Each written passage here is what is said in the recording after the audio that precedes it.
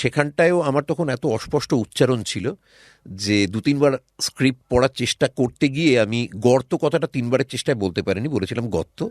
কাজেই চড় মেরে হাত থেকে স্ক্রিপ্ট নিয়ে নেওয়া হয়েছিল। মাসে 22টা শো করে 500 টাকা মাইনে পেতাম। আর আমি বেশ কিছু দল থেকে একটা সময় বিতাড়িত হয়েছি এইসব অভিযোগের ভিত্তিতে, যে আমি অনেকগুলো দলে অভিনয় করছি বা আমি অন্য মিডিয়ায় কাজ করছি। টুইঙ্কল টুইঙ্কল তো বটেই, কিন্তু তুগলক আর প্রথম পার্থ বা সোক্রাতেস এগুলো আমার কাছে অনেক বেশি কি বলবো, আমার মননে জায়গা জুড়ে আছে বলে মনে হবে। উইঙ্কল টুইঙ্কল হয়তো সাফল্য পেয়েছে অনেক বেশি, বা উইঙ্কল টুইঙ্কলটা অনেক সহজ ছিল আমার পক্ষে।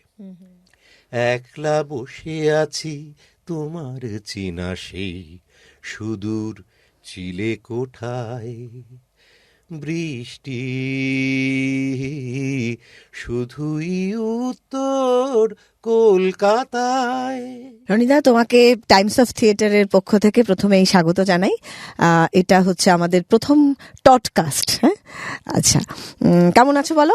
ভালো আছি, ধন্যবাদ। এই মাইক্রোফোনের জন্য পুরো হাত তুলে নমস্কার করা যাচ্ছে না। টডকাস্টের সমস্ত দর্শককে জানাই প্রীতি, শুভেচ্ছা এবং ভালোবাসা। আচ্ছা, আমাদের তো একটা গতানুগতিক প্রশ্ন উত্তর চলবে এখন। মানে শুরুতে তোমাকে বলি, মানে তুমি যেহেতু আদ্যপান্ত সিনেমার মানুষ যেমন, কিন্তু সবার আগে তো তুমি থিয়েটারের মানুষ। আর আমরা খুব বেশি করে একটু থিয়েটার ভাবনা নিয়ে এগোচ্ছি আর কি। তো সেই জন্যই প্রথমেই বলি যে তুমি মানে তোমার শুরুটা বলো, মানে কিভাবে তুমি থিয়েটার এলে ছোটবেলা থেকে। হ্যাঁ, মানে তুই যেরকম ভাবে বললি আমি একটুখানি ভেঙে বলার চেষ্টা করব যে আমি অভিনয়ের মানুষ বলে নিজেকে ভাবতে ভালোবাসি। এবার তার মধ্যে সিনেমা, থিয়েটার, অডিও যাই আসুক না কেন সেটার মধ্যে থাকার এবং সিনসিয়ারলি সেই কাজটা শেখার চেষ্টা করেছি আমি এতদিন ধরে, তাই করে গেছি, ভবিষ্যতেও সেটাই করবো আশা করছি। তা আমরা যখন ছোট তখন তো সিনেমার জগৎটা অনেক দূরের জগৎ, সেটা দিয়ে তখন জমিতে পা রাখাটা খুব একটা ইজি হতো না, এবং সবাই তখন থিয়েটারটাই করতো। কিন্তু মজার ব্যাপার হচ্ছে, থিয়েটার করব বলে থিয়েটার করতে বা অভিনয়কে পেশা হিসাবে নেব বলে থিয়েটার করতে কিন্তু শুরু করিনি। খুব ছোটবেলা, অনেকবার বলেছি তাও বলছি, বাবা মারা গেছিলেন ক্লাস 9-এ, এবং তারপরে বাড়িতে সেই রকম একজন খুব কড়া যদি অভিভাবক না থাকেন, কারণ মাও তখন শোকস্তব্ধা এবং অতটা হয়তো শাসনের দিকে তুলনামূলকভাবে একটু তার শোক সামলাতে একটু সময় গেছিল। তা সেই রকম একটা সময় যখন নাকি ওই একটি অ্যাডলোসেন্সের ছেলে তার একটু নানা রকম পৃথিবীর বাকি যে হাতছানি থাকে পড়াশোনার বাইরেও, সেগুলোর দিকে তো একটুখানি মোহগ্রস্ত হয়ে পড়ার সম্ভাবনা থাকে। আমার ক্ষেত্রেও তাই হয়েছে, এবং সেক্ষেত্রে একটু সেটা বাড়াবাড়ি দিকে চলে যেতে পারে বা যাচ্ছে এটা বুঝতে পেরে আমারই পাড়ার এবং স্কুলের কিছু বন্ধু আমাকে প্রথম একটি থিয়েটারের দলে নিয়ে যায়। এবং মজার ব্যাপার হচ্ছে, যেখানটায় বসে আজকে এই ইন্টারভিউটা বা আড্ডাটা আমরা মারছি, সেই আড্ডাস্থলেই আমার প্রথম ওই হাতে খড়ি আর কি অভিনয়ের। দেওদাস স্ট্রিটের এই বাড়িটা হচ্ছে সৌমিত্র বসুর বাড়ি, আমার প্রথম নাট্যগুরু বলা যায়।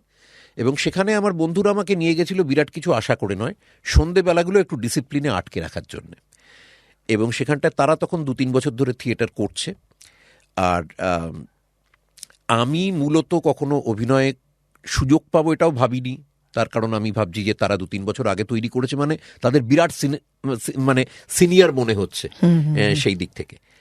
তা সেক্ষেত্রে আমি তখন ওই তাদের ঘর ঝাড় দিচ্ছি, মহলা কক্ষে চা দিচ্ছি, এসব করছি আর মুগ্ধ হয়ে দেখছি। দেখতে ক্রমশ ভাল লাগছে, আস্তে আস্তে থিয়েটার কোথাও ভেতরে ঢুকে পড়ছে। এবং এইভাবে ওই যে রেওয়াজ টেওয়াজগুলো হচ্ছে তার মধ্যে থিয়েটার গেমস এগুলোই অংশগ্রহণ করতে করতে দল থেকে একটা থিয়েটার করা হলো প্রথম 2 আর 2 বলে। স্তানিস্লাভ লেমের একটি টেক্সট, মানববাবুর অনুবাদ ছিল, সায়েন্স ফিকশন। তো সেখানটায় একটি ছোট্ট চরিত্রের জন্যে আমি প্রথম মঞ্চে নামি আর কি, সেটাই প্রথম সিরিয়াস থিয়েটার করা। তার আগে স্কুল কলেজ থেকে যেরকম সবাই একটু করে পাড়ার থিয়েটার বা সময় কাটানোর জন্যে, সেগুলো হয়েছে, কিন্তু এই প্রথম একটা সিরিয়াস থিয়েটারে নামলাম। এবং সেখানটায়ও আমার তখন এত অস্পষ্ট উচ্চারণ ছিল যে 2-3 বার স্ক্রিপ্ট পড়ার চেষ্টা করতে গিয়ে আমি গর্ত কথাটা 3 বারের চেষ্টায় বলতে পারিনি, বলেছিলাম গর্ত, কাজে চড় মেরে হাত থেকে স্ক্রিপ্ট নিয়ে নেওয়া হয়েছিল। তারপর সৌমিত্রদারই বন্ধু রমেন সান্যাল, তিনি আজ আর আমাদের মধ্যে নেই, গত হয়েছেন। তা রমেনদা বারবারই সৌমিত্রদাকে বলতে থাকে যে ওকে দিয়ে আরেকবার ট্রাই কর, এই চরিত্রটা ওকে চেহারায় মানাবে। এবং সেইভাবে একটি ওই 10 মিনিটের একটা চরিত্রে প্রথম থিয়েটার করা। এবং আমার মনে আছে ফার্স্ট শো যদ্দূর মনে পড়ছে মুক্তাঙ্গনে হয়েছিল। তা তারপরে একটু একটু করে এক দল থেকে আরেক দলে যেরকম হয় আর কি সবারই থিয়েটারের জার্নিটা, কারণ বাকি আমি ছাড়া বাকি সবাই যা বন্ধুবান্ধবরা যারা ছিল তারা চাকরি ঠাকরি পেয়ে যেতে লাগলো। তখন আমাদের অন্তর্মুখ বন্ধ হলো এবং উষ্ণিক বলে একটি দলে তখন আমি চলে গেলাম, ঈশিতা মুখোপাধ্যায়ের দল। সেখান থেকে আবার কয়েকটা প্রোডাকশন করলাম। কিন্তু আমার ভীষণভাবে মনে হতো আমি হোপলেস অ্যাক্টর। আমাকে দলে সুযোগ দেওয়া হচ্ছে বিভিন্ন নাটকে গানের যে চরিত্রগুলো থাকে, গানের ব্যাপারে আমি তুলনামূলকভাবে একটু কনফিডেন্ট, তার কারণ ছোটবেলা থেকে একটা গানের প্রথাগত শিক্ষা একটু একটু হয়েছিল, শেখার সুযোগ পেয়েছিলাম। তা অন্যদের থেকে গানটা হয়তো একটু বেটার গাইছি বলে আমাকে ওই চরিত্রগুলো দেওয়া হচ্ছে। এবং সেইভাবেই ওই কিছু গায়ক চরিত্র টাইপের আর কি, মানে অভিনয়ও আছে, গানও আছে, গানটাই মূল। এই রকমভাবে আরও 2-1টি প্রোডাকশন করার পরে গান্ধার থেকে দ্বিজেন বন্দ্যোপাধ্যায়ের ডিরেকশনে নাম বেনাম বলে একটা নাটক হলো, ওটা মিউজিক্যাল। এমনকি এই উষ্ণিক থেকেও বনলতার প্রেমিকেরা বলে একটা নাটক হয়েছিল, সেটার মধ্যেও বেশ কয়েকটা গান ছিল। তার অনেকগুলোই আমার লেখা, কয়েকটা আমি সুরও দিয়েছিলাম। এই করে মোটামুটি ওই ধারণা আরও দৃঢ় হলো আমার যে গানের জন্যই আমার দলে একটা কলকে পাচ্ছি আর কি। তারপরে আস্তে আস্তে চাকরি করতাম একটা। চাকরিটা ছেড়ে দেওয়ার পরে তখন মনে হলো আবার যদি আরেকটা চাকরি না করতে চাই, কারণ চাকরি খুব সাফোকেট করছিল, তাহলে আমি যেটা পছন্দ করছি ওটাতেই তাহলে রোজগারের চেষ্টা করি। এবং তখন প্রথমে ওই ফিল্মে টিলমে একদম জুনিয়র আর্টিস্টের চরিত্র, এবং তারপর খুব টুকটুক করে বোর্ড থিয়েটার তখনও উঠে যায়নি, কাজেই ছদ্মবেশী হতো। আশুতোষ মঞ্চে রবি ঘোষ নির্দেশনায় ছিলেন, কিন্তু আমি ওনাকে পাইনি, কারণ আমি বদলি চরিত্র হিসেবে ঢুকেছিলাম। তারপরে একটা ওয়ান ওয়াল করেছিলাম বিপ্লব চট্টোপাধ্যায়ের নির্দেশনায়। তো এইগুলো একটু একটু করে, যেরকম আশুতোষ মঞ্চে আমার মনে আছে মাসে 22টা শো করে 500 টাকা মাইনে পেতাম, আর শনিবার আর রোববার 5 টাকার একটা কয়েন পেতাম টিফিনের জন্যে। সেইটা দিয়ে বাস ভাড়াটা দিতাম না, মানে টিফিনটা করতাম না। তা এই সবারই যেরকম থাকে, ভীষণ কিন্তু স্ট্রাগল টাগল করছি এরকম মনে হয়নি একদম, মানে ওই বয়সটা, হ্যাঁ ওই সময় মনে হয় যে সবাই বোধহয় এরকমই করে। এবং জীবনটা খুব কালারফুল ছিল, হই হই করে কাটছে, 200 মজা হচ্ছে চতুর্দিকে, আর তার মধ্যে একটু একটু করে অভিনয় শিখে ফেলার একটা প্রসেসও চলছে। তা মোটামুটি এই আর কি। আমি জানি না কতটা তোর প্রশ্নের উত্তরটা দিতে পারলাম, কিন্তু মানে তাহলে তোমার প্রথম শিক্ষাগুরু সে অর্থে মানে সৌমিত্র বসু। তারপরে সেখান থেকে তুমি উষ্ণিক, তারপরেই বোধহয় পরের দিকে কি ওই প্রথম আসলে মানে আমার যারা নাকি সমবয়সী তাদেরও আমি হয়তো গুরুই বলা উচিত, কিন্তু তারা যেহেতু সমবয়সী কাজেই তাদের তখনও গুরুত্ব দিতাম না বা পাত্তা দিতাম না বলবো না, ওটা তো থিয়েটার ডিসিপ্লিনের মধ্যে ছিল। তাদের নিশ্চয়ই আমি খুবই একটা কি বলবো আলাদা সম্ভ্রমেই সেটাকে দেখতাম, জানতাম যে তারা আমার থেকে অনেকটা বেশি শিক্ষিত পড়াশোনার দিক থেকে বা থিয়েটার ট্রেনিংয়ে বা অভিনয় ট্রেনিংয়ে। কিন্তু সিনিয়রের ক্ষেত্রে আমাদের ওই সোশ্যাল স্ট্রাকচারে যেরকম আমরা দেখে আসতে অভ্যস্ত যে একজন যিনি শিক্ষক থাকবেন তিনি বয়সে বড় হবেন, সেক্ষেত্রে যারা আমার থেকে বয়সে বড় তাদের কথাই আগে মনে পড়বে। সৌমিত্র বসু যেরকম রয়েছেন, অসিত মুখোপাধ্যায়ের ডিরেকশনেও আমি একটা চরিত্র করেছিলাম একটা নাটকে, কিন্তু সেটা কুমার সম্ভব বলে উনি যে নাটকটা করতেন সেটা একটা অফিস ক্লাবের জন্য করেছিলেন। সেখানে আমাকে দ্বিজেন্দার রোলটা দিয়েছিলেন, মানুষে পুলিশে নাম দিয়ে নাটকটা হয়েছিল তখন, ওই একই নাটক কিন্তু নামটা বদলে দিয়েছিলেন, হয়তো কোনো টেকনিক্যাল কারণ ছিল।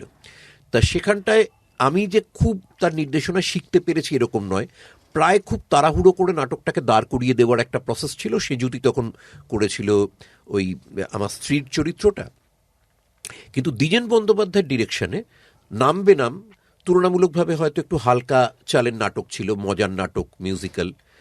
কিন্তু ট্রেনিং যদি বলা যায় বা শিক্ষার জায়গাটা যদি বলা যায়, দ্বিজেনদা আরেকজন গুরু, যার কাছ থেকে শিখেছি অনেকটা। তার পরবর্তীকালে নিশ্চয়ই কৌশিক সেনের কাছ থেকেও অফকোর্স শিখেছি, কারণ ও তো খুব ছোটবেলা থেকেই একটা ট্রেনিংয়ের মধ্যে বড় হয়েছে। ওখানটা প্রথম পাঠ তো করেছিলাম স্বপ্ন সন্ধানী থেকে, সেটাও একটা বড় শিক্ষার জায়গা। প্রথম ক্লাসিক্যাল নাটক আমার ওটা, আর ওটা তো মানে একটা একটা জায়গা, বড় বড় একটা ব্যাপ্তি সেই নাটকের। এবং শুধু তাই নয়, এমনি আর 5টা কি বলবো, নাটকে সংলাপ বলা বা অন্য চরিত্র হয়ে ওঠা অভিনয়ের ক্ষেত্রে যেটা একটা বড় কাজ, সেটা যতটা সহজ, তার থেকে একটা ওই রকম কাব্য নাটকে প্রথম অভিনয়ের ক্ষেত্রে ব্যাপারটা একটা বড় চ্যালেঞ্জ ছিল। কারণ আমার অভিনয়ের ধরনটা একটু স্ট্যাকেটো, ওই অতটা সুরেলা অভিনয় বল বা তার জন্য কাব্য নাটকের জন্য যে একটা প্রস্তুতি দরকার হয়, তা তো আমার ছিল না তার আগে। কাজে সেক্ষেত্রে বলবো কৌশিক সেক্ষেত্রে আমাকে একটা বড় ওখানটায় যে তৈরি করেছে, বা আমি যে সুযোগটা পেয়েছি তাতে যে তৈরি হয়েছি, সেটার একটা বড় জায়গা গেছে। তারপরে বলবো সোহাগ সেনের কথা। ম্যাক্সমুলার থেকে প্রোডাকশন হলো, আমি যখন স্বপ্ন সন্ধানী থেকে বেরিয়ে এসেছি, পাপ বলে একটা নাটক হলো। এটা 7 ডেডলি সিনস অফ পেটি বুর্জুয়া বলে একটি নাটক, ব্রেস্টের 7 পাতার নাটক, সেটাকে ইম্প্রোভাইজ করে একটা নাটক উনি করলেন। তো ওখানে আবার একটা ওয়ার্কশপের মধ্যে দিয়েই জীবনে আমার প্রথম ওয়ার্কশপ করা, সেই ওয়ার্কশপের মধ্যে দিয়ে আবার একটা থিয়েটার প্রস্তুতি এবং শিক্ষার ব্যাপার চলল। তারপরে তো আমার প্রত্যেক কলিগ, আমার উল্টো দিকের যারা অভিনেতা, সহ অভিনেতা, সবার কাছ থেকেই কিছু কিছু, সেটা তো আমরা অভিনেতারা শিখি, সব অভিনেতারই চলতে থাকে, এমনকি জীবন থেকে, চারপাশের মানুষজন থেকে সেই শিক্ষাটা চলতে থাকে। যে তুমি বলতে বলতে বললে না, মানে আমরাও থিয়েটার থেকে যখন কথা হয় যে এই যে ডিসিপ্লিনের একটা কথা হয়, যে এই স্ট্রাকচারেই তুমি থিয়েটারটা করো, এর থেকে তুমি বেরিও না, মানে সেইটা কি তোমার ঠিক? মানে একটা স্ট্রাকচারের কথা বলা হয় যে তুমি সব কিছু ছেড়ে তুমি রোজগার করতে পারছো কি পাচ্ছ না, মানে আমরা তো এটাও জানি যে থিয়েটার সেই অর্থে একটা মানুষকে স্বাবলম্বী, মানে অর্থনৈতিকভাবে কোনোভাবেই স্বাবলম্বী করতে পারে না। সেটা খুব 2-1 এই মুহূর্তে হয়তো হয়েছে, সেটাকেও খুব বেশি স্বাবলম্বী নয়, তাকেও এইরকম মানুষও আছে যাদেরকে আর কি করতে হচ্ছে অন্য মাধ্যমে। তো সেই জায়গাটাকে কিছু মানে আমাদের একটা ধারণা ছিল যে ওই মাধ্যমে থাকো, ডিসিপ্লিন ভাবে থাকো, এটাই তুমি করো, এটা যখন করতে এসছো, মানে এইটা কি ঠিক, না এটাকে ভেঙে আরেকটু কিছু ভাবা উচিত? আসলে অনেক তত্ত্বই না নিপাতনে সিদ্ধ হয়। যখনকার কথা, মানে আজ থেকে 30 বা 40 বছর আগের কথা যদি বলি, তখন তো কাজের ক্ষেত্রটা এত ব্যাপ্ত হয়নি, এবং তারও আগে যারা নাকি কাজ করেছেন, যারা আমাদের শিক্ষকরা এবং অন্য নাট্যকর্মীরাও, তারা সবাই বিভিন্ন অফিস কাচারি করতেন, কারো বিজনেস ছিল, বিভিন্ন কাজের সাথে যুক্ত থেকে সাথে থিয়েটারটা করতেন। কাজে কোথাও একটা খুব চিনচিনে হলেও একটা শখের থিয়েটার ব্যাপারটা হয়তো জড়িয়ে যেত, কারণ হোল টাইমার বেশিরভাগ সময় একটা বিলাসিতা ছিল থিয়েটারের ক্ষেত্রে। কারণ সম্পূর্ণভাবে একজন শুধুমাত্র নাট্যকর্মী নাটক নিয়ে মেতে থাকবেন, তাহলে তার সংসারটা চলবে কি করে? কেউ ছিলেন না তা নয়, অনেকেই ছিলেন হয়তো, কিন্তু সংখ্যাটা কম।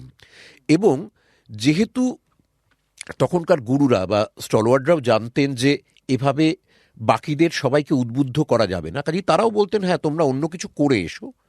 কখনো কখনো যখন দেখতেন যে দানবিক কোনো প্রতিভা রয়েছে, তাকে হয়তো বলতেন যে 2 নৌকায় পা দিয়ে চলে না, তুমি এবার সম্পূর্ণভাবে হোল টাইমার হয়ে যাও। এসব রুদ্রবাবু, অজিতেশ বন্দ্যোপাধ্যায়ের মধ্যে কথা হয়েছে, কেয়ার সাথেও এরকম কথা হয়েছে, সেগুলো শুনেছি, পড়েছি, যতটুকু জেনেছি আর কি। এ তো মানে আমাদের প্রত্যক্ষ অভিজ্ঞতা নয়, পড়ে যতটুকু জানা।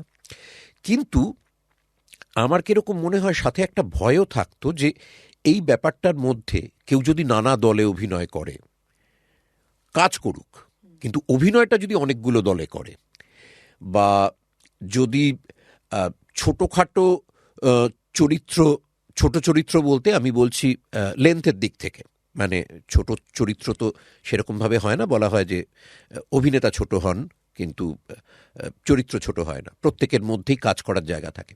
তাই সেই স্বল্প দৈর্ঘ্যের বিভিন্ন চরিত্রে কাজ করার জন্যে কেউ যখন অন্য মিডিয়ায় যাচ্ছে, অডিওটাকে তাও একটা সম্মানের জায়গায় দেখা হতো, কিন্তু ছবির জন্য কেউ একটা খুব হত্যে দিয়ে পড়ে থাকছে বা বারবার উমেদারি করছে, এগুলোকে কিন্তু নাটকের সিনিয়ররা একটুখানি নিচু নজরেই দেখতেন, খোঁটা দিতেন। এবং এইটা নিয়ে আমি রমাপ্রসাদ বণিকের কাছে গল্প শুনেছিলাম। রমাদা বলেছিলেন, আমি যখন প্রথম সুযোগ টুযোগ পাচ্ছি তখন দলে কথা উঠছে, তখন শম্ভু মিত্র নাকি বলেছিলেন দলের অন্যদের শাসন করে যে যারা অর্থ দিয়ে তোমার অভিনয় কিনছে তারা কিন্তু তোমাকে বাজিয়ে নিয়েই কিনছে, তোমার কাছ থেকে কতটা পাওয়া যায় তার একটা তুল্যমূল্য বিচার করে কিনছে, কাজেই ওটাকে ওরকম অসম্মান করে বা ছোট করে দেখো না, তোমাদেরও যদি কেউ কখনো ডাকে তাহলে যেও, দেখবে ব্যাপারটা অতটা মন্দ নয়। তা এটা উনি ওনার মতো করে ভাষায় শাসনই করেছিলেন এবং সাথে বুঝিয়ে দিয়েছিলেন যে যদি কেউ অভিনয়ের জন্যে অন্য দল থেকে বা অন্য মিডিয়া থেকে অর্থ রোজগার করেন, তাহলে যে প্রতিবাদটা হচ্ছে বা তার বিরুদ্ধে যে বিষোদ্গার হচ্ছে তার অনেকটাই কিন্তু ইনসিকিউরিটি থেকে। কারণ যারা দলটা চালাচ্ছেন সংগঠক হিসেবে, নির্দেশক হিসেবে, তারা কোথাও বুঝতে পারছেন যে ব্যাপারটার মধ্যে একটা ফাঁক রয়েছে। যে সৈন্যটি বা যে পরিচারকটি সারা জীবন ধরে শুধু স্টেজের একদিক থেকে আরেক দিকে হেঁটেই যাবে, তাকে অনেক তত্ত্বকথা গিলিয়ে ওই হাঁটানো এবং বাকি দলের অনেক কাজ করানোর জন্য দলের দরকার হবে, নইলে সংগঠন টিকবে না। কিন্তু সে যদি বোঝে যে একটা গোটা নাটকে ওই একবার হাঁটার জন্যে তাকে যে ডেডিকেশন, যে সময়, যে অর্থ, যে পরিশ্রম, যে মনোযোগ দিতে হচ্ছে, তার বদলে 4 বার হাঁটার সুযোগ পাবে অন্য কোনো মিডিয়ায় এবং তার বদলে অর্থও আসবে, তাহলে সে হয়তো আর এই দুঃখিনী থিয়েটারের দিকে ফিরে তাকাবে না। কাজেই তাকে তখন কিছু আদর্শের পুলটিস দিয়ে একটা বাধা দেওয়া বলো বা শাসন করা বলো বা কোথাও ভুল বোঝানো বলো, এটার একটা রীতি চলতো। আমি পুরোটা বলছি না যে খুব সচেতনভাবে সবাই করতেন, কিন্তু আশঙ্কা একটা ছিল, আর এবং আশঙ্কার ব্যাটনটা হয়তো চলতে থাকতো। মানে একটা সময়ের পরে তো সব কিছু মানুষ যুক্তি দিয়ে বিচার করে দেখে না, যিনি বলছেন তিনিও তার সিনিয়রের কাছ থেকে শুনেছেন, সেই কথাটাই আউড়ে যাচ্ছেন। তিনিও ওটাকে বিশ্লেষণ করে দেখেননি যে তার মধ্যে সত্যি আছে কিনা বা সময়ের প্রেক্ষিতে সেটা বদলে গেছে কিনা। আবার তিনিও যখন বলছেন আজকের সময় দাঁড়িয়ে সেই কথাটা সত্যি কিনা, আজকের সময় দাঁড়িয়েও সেটা প্রযোজ্য কিনা, সেটা হয়তো বিচার করে দেখছেন না। আমি বেশ কিছু দল থেকে একটা সময় বিতাড়িত হয়েছি এইসব অভিযোগের ভিত্তিতে, যে আমি অনেকগুলো দলে অভিনয় করছি বা আমি অন্য মিডিয়ায় কাজ করছি। তা যারা এগুলো দলটাকে কন্ট্রোল করেন তারা নিজেরা প্রত্যক্ষভাবে সামনে আসেননি, ইনফ্লুয়েন্স করেছেন দলের বাকি মেম্বারদের উস্কে দিয়ে, যারা হয়তো তখনও ততটা সুযোগ পায়নি বা একটু হয়তো গৌরব করেই বলবো যাদের ততটা প্রতিভাও হয়তো নেই, তাদের সেই মিডিয়াক্রিটিকে উস্কে দিয়ে আমার বিরুদ্ধে হয়তো কখনো তাদের ফোঁসলানো হয়েছে। তাতে তারা আমার বিরুদ্ধে এই অভিযোগ সংখ্যাগরিষ্ঠর দিক থেকে এনেছেন যে এটা তারা মেনে নেবেন না, কোথাও আমি দলের কোনো একটা ডেট হয়তো মিস করছি, টাইম হয়তো মিস করছি, ইত্যাদি ইত্যাদি। এরপরে আমি সেই দল থেকে বিতাড়িত হয়েছি বা বেরিয়ে গেছি, যেভাবেই দেখা হোক, যেটা বললে আমার গৌরব থাকে সেটাই হোক। কিন্তু পরবর্তীকালে হয়তো 30 বছর পরে দেখেছি সেই দলের যারা এই কথাগুলো বলেছিলেন তারা সেইগুলোই করছেন, বিভিন্ন দলে তারা অভিনয় করছেন, বিভিন্ন মিডিয়ায় করছেন, এবং সেটা তখন অগৌরবের ধরা হচ্ছে না, ধরা হচ্ছে সময়ের সাথে তাল মিলিয়ে তো চলতে হবেই। তার মানে আমি হয়তো সময়ের থেকে এগিয়েছিলাম, বা আমার মতো আর কেউ যদি এরকমভাবে একইভাবে দলের সেই কোপে পড়ে থাকেন তারাও হয়তো এগিয়েছিলেন, কিংবা হয়তো তারা শুধুমাত্র ঈর্ষার কোপে পড়েছিলেন, সেটাও হতে পারে। তা কোনটা আমি জানি না, সেটা আমার দেখার দরকারও নেই। কিন্তু আমি বলছি যে যখন নাকি মানুষ অভিনয় শুরু করে তখন মনটা খুব কাঁচা থাকে তো, এবং একটা দল তখন সবটা হয়ে যায়, তার প্রায় পরিবারের মতো একটা প্যারালাল পরিবার চলে। তার মধ্যে থেকে যখন এইরকম নীচতা, ক্ষুদ্রতা বা কোথাও এইরকম একটা আঘাত আসে, আমার জীবনে অন্তত দুবার মনে হয়েছিল আর অভিনয় করব না। তা যদি সত্যি সত্যি সেই বোকামিটা করে ফেলতাম, তাহলে তো আমি বিরাট একটা ঠকতাম বটেই জীবনের কাছে। অন্য একটা কিছু করতাম, সেটাতে সফল হতাম কি অসফল হতাম সেটা বড় কথা নয়, কিন্তু এই যে একটা আহ, মানে অপূর্ব সারণী বেয়ে আমি এতদিন ধরে হেঁটেছি, সেটা তো হাঁটা হতো না, সেটা মিস করতাম। আমার যোগ্যতার থেকে অনেক বেশি ভালোবাসা পেয়েছি, দুহাত ভরে জীবন এবং দর্শকরা আমাকে যে ভালোবাসা দিয়েছেন তার যোগ্য আমি নই, অনেক বেশি পেয়েছি। তা এই ভালোবাসাটার জন্যে আমি শ্রদ্ধাশীল, আমার মাথা নুয়ে আসে, কিন্তু এটা পেতাম না। সেটা তো একটা বড় ব্যাপার। হয়তো সত্যি যদি ছেড়ে দিয়ে অন্য কোনো প্রফেশনে চলে যেতাম, হতে পারতো। তা এটা যারা করেছিল তখন তারাও তুলনামূলকভাবে ছোটই, তারা যে অতটা ক্ষতি একটা মুখোমুখি আমাকে নিয়ে দাঁড় করাচ্ছে তাদেরও সেই ভাবনার মধ্যে ছিল না। তারা তখন নিজেদের স্বার্থ বা পিঠ বাঁচানোর জন্যই হয়তো করেছেন, কিন্তু নিয়ে গেছিলেন, এটাও তো ঠিক। হ্যাঁ, তা সেটা উচিত হয়েছে না হয়নি জানি না। আজকে ওই রকম যেহেতু আমার মনে হয় কোথাও ওই ফাঁকগুলো বিভিন্ন সময়ে যেহেতু থিয়েটারে চলে গেছে, সেটা আজকে একটা ওই রকম বড় চ্যালেঞ্জের মুখোমুখি মুখোমুখি এসে দাঁড়িয়েছে, যেখানটায় এখন থিয়েটার করে সবাই একটা সামান্য হলেও তার একটু মানে হাত খরচা চলছে, সে একটু যাতায়াতের টাকাটা, একটু টিফিনের টাকাটা, কখনো কখনো আরেকটু বেশি কিছু, যাকে বাড়ি থেকে অতটা হয়তো শুনতে হচ্ছে না, আর যে ঘরের খেয়ে বোনের মোষ তাড়াচ্ছ। অনেকেই ওই স্বপ্ন দেখছে, যারা মনে করছে যে আমি আমার চাহিদা এবং লোভটাকে যদি একটু কমিয়ে ফেলতে পারি, তাহলে আমার ভালোবাসাটাকে আঁকড়ে ধরে আমি জীবন কাটিয়ে যাব। তা এরকম অনেক ছেলেপুলেকে এখন আমি দেখতে পাই, যারা অন্তত আগে তো খানিকটা প্রায় অসম্মানের জীবন, কারণ এই যে চাকরি টাকরি করেও যারা আসতেন, তারাও তো চাকরির সময়টা থেকেও কোথাও মনোযোগ বা তাদের দক্ষতা, সেটাও তো একটা চুরি করছেন। তা সেই ফাঁকটাও তো একটা অন্যায়ের মধ্যেই পড়ে। তারা যদি দেশের যে টোটাল যে ওয়ার্কফোর্স, তার মধ্যে থেকে তিনি একটা কাজ করে তার শখে আরেকটা সময় দিচ্ছেন, সেটাকে আমি গৌরবের বলে মনে করছি। আমার মনে করছি যে হ্যাঁ, এটাই তো হওয়ার কথা। দেশের তো কর্তব্য তাকে বাঁচিয়ে রাখার, তার পেছনে একটা, যেরকম স্পোর্টসে অনেক সময় থাকে যে কাউকে একটা চাকরি দেওয়া হয়েছে, তাকে হয়তো সেই দায়িত্ব পালন করতে হচ্ছে না, কিন্তু তাকে ওই সম্মানজনক একটা মাইনে দেওয়া হচ্ছে। তা এই চাকরিগুলো সেরকম, ব্যাংক, রেল, সব চাকরি থাকতো যেখান থেকে সবাই খুব বিভিন্ন রকম কলিগরাও হেল্প করতো। আজকের দিনটা তো আর ওরকম নেই। সব জায়গাতেই ওয়ার্কার কমিয়ে দেওয়া হয়েছে, একজনকে হয়তো 7-8 জনের কাজ করতে হয়। এখন আর কারো পক্ষে একটা কাজ সামলে আরেকটা কাজ করাটা সম্ভব নয়, হোল টাইমার হতেই হয়।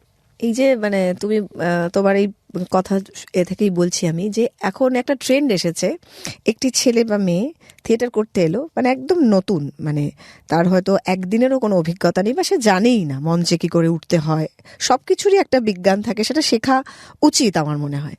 তো তার কোনো এক্সপিরিয়েন্সই থাকছে না, সে প্রথম দিন এসে একটি দলে এলো, দুদিন ওই একবার হয়তো একটি চরিত্র পেলো, এবার মঞ্চের প্রান্ত থেকে ও প্রান্ত হেঁটে যাওয়ার, এবং তারপরের দিনই তার মনে হলো সে হয়তো আরেকজন অভিনেতা, হয়তো সে 5 বছর ধরে বা 15 বছর ধরে 20 বছর ধরে থিয়েটারে আছে, সে 5টি গ্রুপের সাথে কাজ করছে, তার সঙ্গে কম্পিটিশন করে সে ভাবলো আমাকেও 5টা দলে থিয়েটার করতে হবে, সে কিন্তু 5টা দলের দরজায় চলে গেল। সেটা কি থিয়েটারের জন্য ঠিক, না ওই মানুষটির জন্য ঠিক? মানে দেখো, ঠিক ভুলটা তো পার্সপেক্টিভ বদলে বদলে যায়। সেই মানুষটির ক্ষেত্রে ঠিক, দেশের জন্য ঠিক, থিয়েটারের জন্য ঠিক, এগুলো সবকটা হয়তো আলাদা আলাদা প্রশ্ন। আর ঠিক ভুল বলারে আমিই বাকি।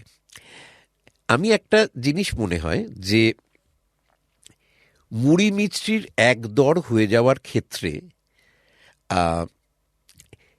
এটা তো এমন একটা যন্ত্র নয়, ধরো একটা হাতুড়ি দিয়ে একটা বেদিতে মারা হলো, লাফিয়ে এই অভিনেতা ডায়লগ বলার সময় 3-এ উঠল, পরের জনের ডায়লগ বলার সময় 5-এ উঠল, এবং বোঝা গেল ইনি এর থেকে 2 মাত্রা বেশি।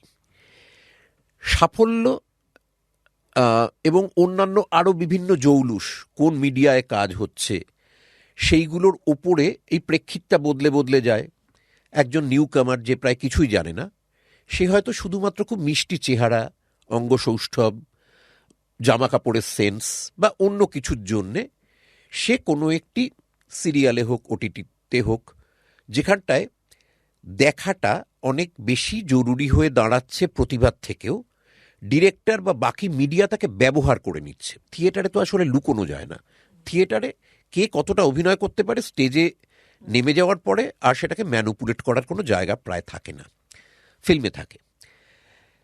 তুই দুর্ধর্ষ অ্যাক্টর, আমি একেবারেই কিছু করতে পারি না। এবার আমরা দুজনে ধরে ইন্টারভিউয়ের একটা অভিনয় করছি। এবার বোঝা যাচ্ছে আমি নেহাতি কাঁচা, আমি তোতলাচ্ছি, আমি বিভিন্নভাবে চোখ নামিয়ে নিচ্ছি, ভুল উত্তর দিচ্ছি। এটাকে যখন ফিল্মে শ্যুট করা হচ্ছে, এসপি শট আমরা যেটা বলি, সাবজেক্ট প্রেফারেন্স, আমার ঘাড়ের পেছন থেকে একটা তোর মুখ নেওয়া হচ্ছে, তোর ঘাড়ের পেছন থেকে একটা আমার মুখ নেওয়া হচ্ছে। পুরোটাই পরে যখন এডিটিং টেবিল মানে কেটে যখন জোড়া হবে, তখন আমার যে যে জায়গায় বোঝা গেল যে আমি অভিনয়টা করতে পারছি না, উত্তর দিতে পারছি না, পুরোটাকে ফেলে দিয়ে তোর মুখের ওপরে আমার একটা পরে স্ক্রিপ্ট তৈরি করে ভয়েস ওভার তোর মুখে বসিয়ে দেওয়া যেতে পারে, যেখানটায় মনে হবে আমি শাহরুখ খানের মতো বুদ্ধিমান এবং চমৎকার কথা বলিয়ে একজন লোক দারুণ সব ইন্টারভিউ দিচ্ছি। বোঝাই গেল না যে আমি এইখানটা একদম মানে মাঠ ময়দান করে দিয়েছি আর কি ছড়িয়ে। তা ফিল্ম হচ্ছে এমন একটা মিডিয়া যেখানটায় অনেক ত্রুটি ঢেকে দেওয়া যায়, এখানে তো ঢাকা যায় না। তো ওখানে কেউ যদি সাফল্য একবার পেয়ে যায়, কারো ধর উচ্চারণের অস্পষ্টতা রয়েছে, কারো ধর হাঁটা চলা ঠিক নয়, বা আবেগ হয়তো সে ঠিক মতো পরিস্ফুট করতে পারছে না, কিংবা বেশি লাগছে বা কম লাগছে, সেগুলোকে ডিরেক্টর এবং ওই পুরো স্কিল যে টিম রয়েছে, যারা লিখেছে, যারা সাজাচ্ছে, যারা দেখাচ্ছে, এই পুরো টিমটা মিলে তাকে একরকমভাবে গ্রহণযোগ্য করে ফেলল। এরপরে সে সাফল্য পেয়ে গেলে কি করে আর তার মাথায় তুই ঢোকাবি যে সে ভালো অভিনেতা নয়? দর্শক হই হই করছে, সে প্রচুর অর্থ পাচ্ছে। এবার যে মানুষটা কোনোটাই পায়নি, না পেয়েছে সাফল্য, না পেয়েছে হয়তো তার অভিনয়ের বিনিময়ে তত অর্থ, তার তো শুধুই ওটা তখন অভিমান বলেই পরিগণিত হবে। এর জন্যে তৈরি হতে হয় একটা দর্শক, যে দর্শক বিচার করবে যে সত্যি এটা ভালো অভিনয় না খারাপ অভিনয়। এটা ফুটবল খেলা নয় যে তুই গোল দিয়ে বুঝবি, এটা মানে ক্রিকেট নয়, লন টেনিস নয়, বা কোনো খেলা নয় যেখানটায় হার জিত দিয়ে বোঝা যাবে।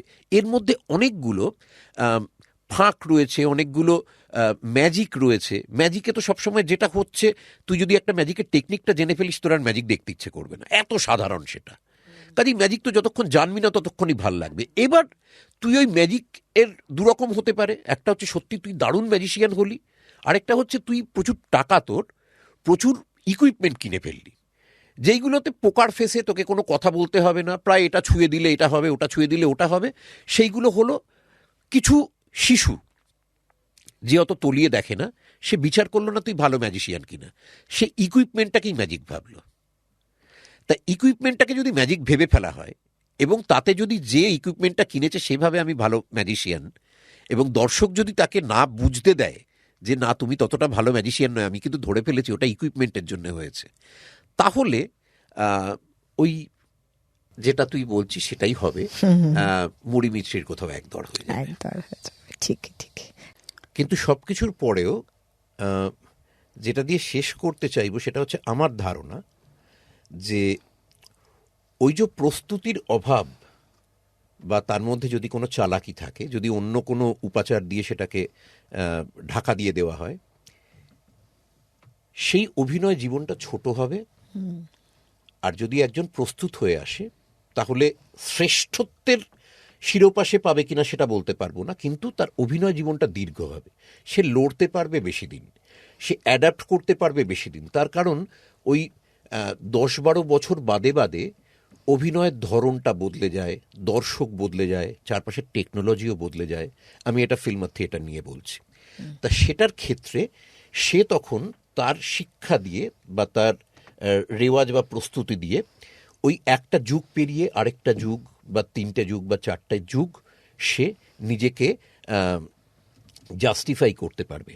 নইলে যদি প্রস্তুতির অভাব থাকে, তাহলে সেটা কিন্তু তার অভিনয় জীবনটা ছোট করে দেবে বলে আমার ধারণা। আরেকটা জিনিস হতে পারে, সে কাজ করতে করতেও শিখে যেতে পারে। সে হয়তো একদম বেসিক হলো, অনেকটা সাফল্য পেয়ে গেল, ইত্যাদি ইত্যাদি, কিন্তু সে যদি বুদ্ধিমান হয় এবং সে যদি এটা রিয়েলাইজ করে যে টিকে থাকতে গেলে আমাকে প্রস্তুত হয়েই এই যুদ্ধে নামতে হবে বা এই যুদ্ধটা চালিয়ে যেতে হবে, তখন সে ওই কাজও একটা বড় টিচার কিন্তু।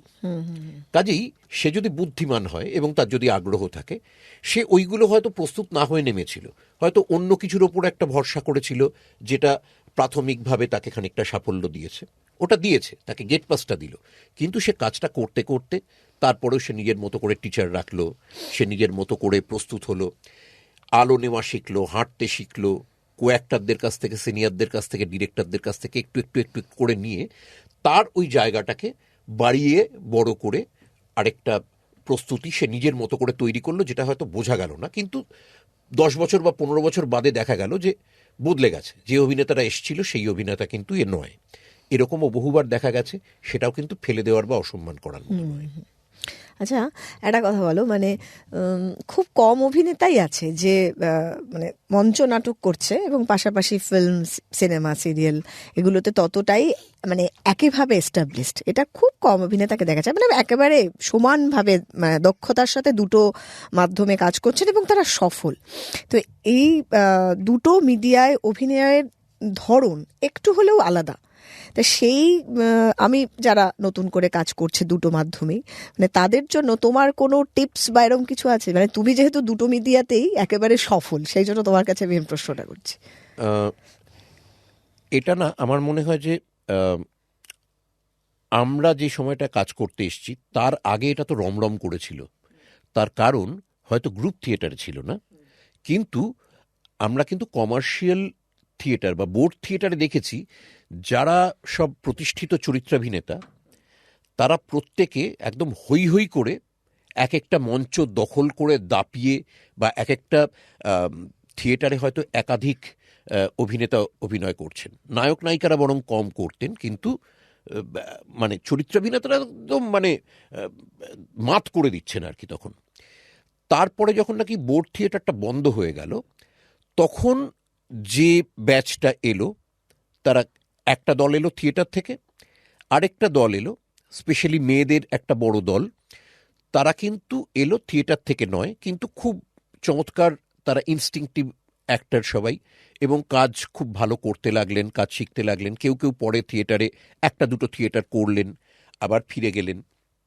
এবার থিয়েটারটা আগে করা থাকলে মূল যে সুবিধাটা হয় সেটা হচ্ছে একটা কণ্ঠের বড় তৈরি থাকে, তার কারণ ফিল্মের ক্ষেত্রে ওটা তো অতটা ঝকমারি হয় না, সেটাকে অনেক রকম যন্ত্র দিয়ে এনহ্যান্স করে বা গলার জোরটাকে বাড়িয়ে দেখানোর জায়গা থাকে।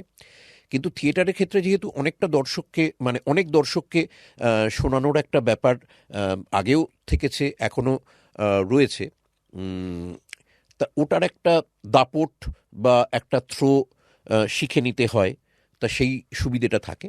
কিন্তু এখন আমি থিয়েটারেও দেখতে পাচ্ছি অনেক অভিনেতাই লেপেল ইউজ করছেন বা কণ্ঠস্বরের জন্যে আলাদা প্রযুক্তি ব্যবহার করছেন, সেটা আস্তে আস্তে দেখতে পাচ্ছি।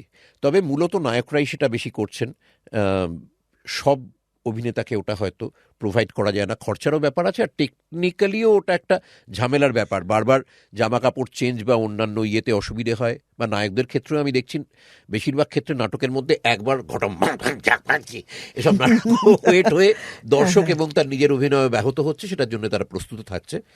তা কিন্তু মানে এই অভিনয়ের এই যে প্রস্তুতির জায়গাটা থিয়েটার থেকে থাক বা না থাক, আগে এটা ছিল, মাঝখানটায় কিছুদিন দেখিনি, আবার পরের দিকে ওই যে যারা নাকি টেলিভিশনে কাজ করতে আসছেন ইত্যাদি ইত্যাদি, তাদের একটা অনেকেই কিন্তু আবার থিয়েটারের সাথে টুকটাক যুক্ত, বা থিয়েটার থেকে তাদের বেছে নেওয়া হচ্ছে।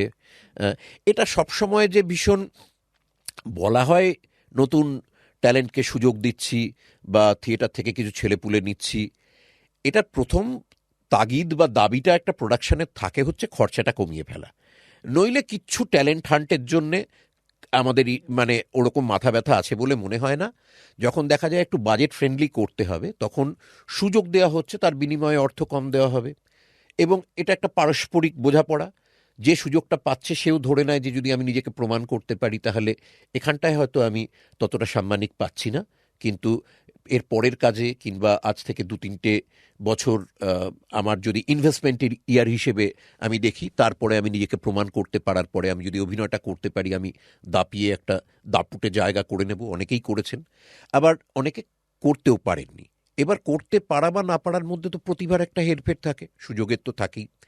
কিন্তু এখন অনেক রকম কাজ হচ্ছে বলে সেই জায়গাটা কিন্তু খুলে গেছে, যেটা আগে এতটা ছিল না। আগে বেতারে অভিনয় করা কিংবা সিনেমায় অভিনয় করার সুযোগ পাওয়াটা এত সহজ একটা ব্যাপার ছিল না। যারা কাজ করছেন তাদেরই ঘুরিয়ে ঘুরিয়ে নেওয়া হতো। তার আরেকটা কারণ ছিল, কারণ তখন সেলুলয়েডে হতো, তো তা সেটা সেলুলয়েডে যদি নবিশ কোনো অভিনেতা এসে ঠিকমতো কাজ না করতে পারেন, তাহলে সময়ের থেকেও বড় কথা হচ্ছে সেলুলয়েডের প্রচুর খরচা ছিল। এখন ডিজিটালে হয়ে যাওয়া ওই এক্সপেরিমেন্টগুলো করা যায় অনেক। হ্যাঁ, কাউকে একটা নিয়ে এসে দেখা গেল সে 3-4 বার করে তাকে দিয়ে হয়তো চেষ্টা করা হচ্ছে, সেই সময় বা অর্থটা এখন অনেকটা ম্যানেজ করা যায়। সেক্ষেত্রে অভিনয়ের সাম্মানিকটা হয়তো কমিয়ে ফেলে জানলো যে এইখানটায় তাকে সময় একটু বেশি দিয়ে টাইম ইজ মানিটাকে ওই হয় এই দিকে নইলে ওই দিকে তার একটা পাল্লা রেখে দাড়ি পাল্লায় চাপিয়ে সেটাকে করে ফেলা হয়। কিন্তু আমি হ্যাঁ, ডেফিনেটলি দুটো মিডিয়াতেই বরাবর কাজ করে গেছি। আমার আগে এতজন মহান অভিনেতা কাজ করেছেন না এই ব্যাপারে, মানে এই ব্যাপারে আমি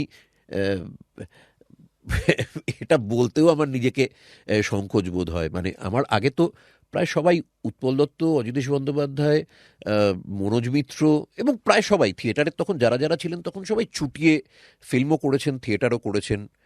দুলাল লাহিড়ী, অরুণ ব্যানার্জি প্রত্যেকেই করেছেন।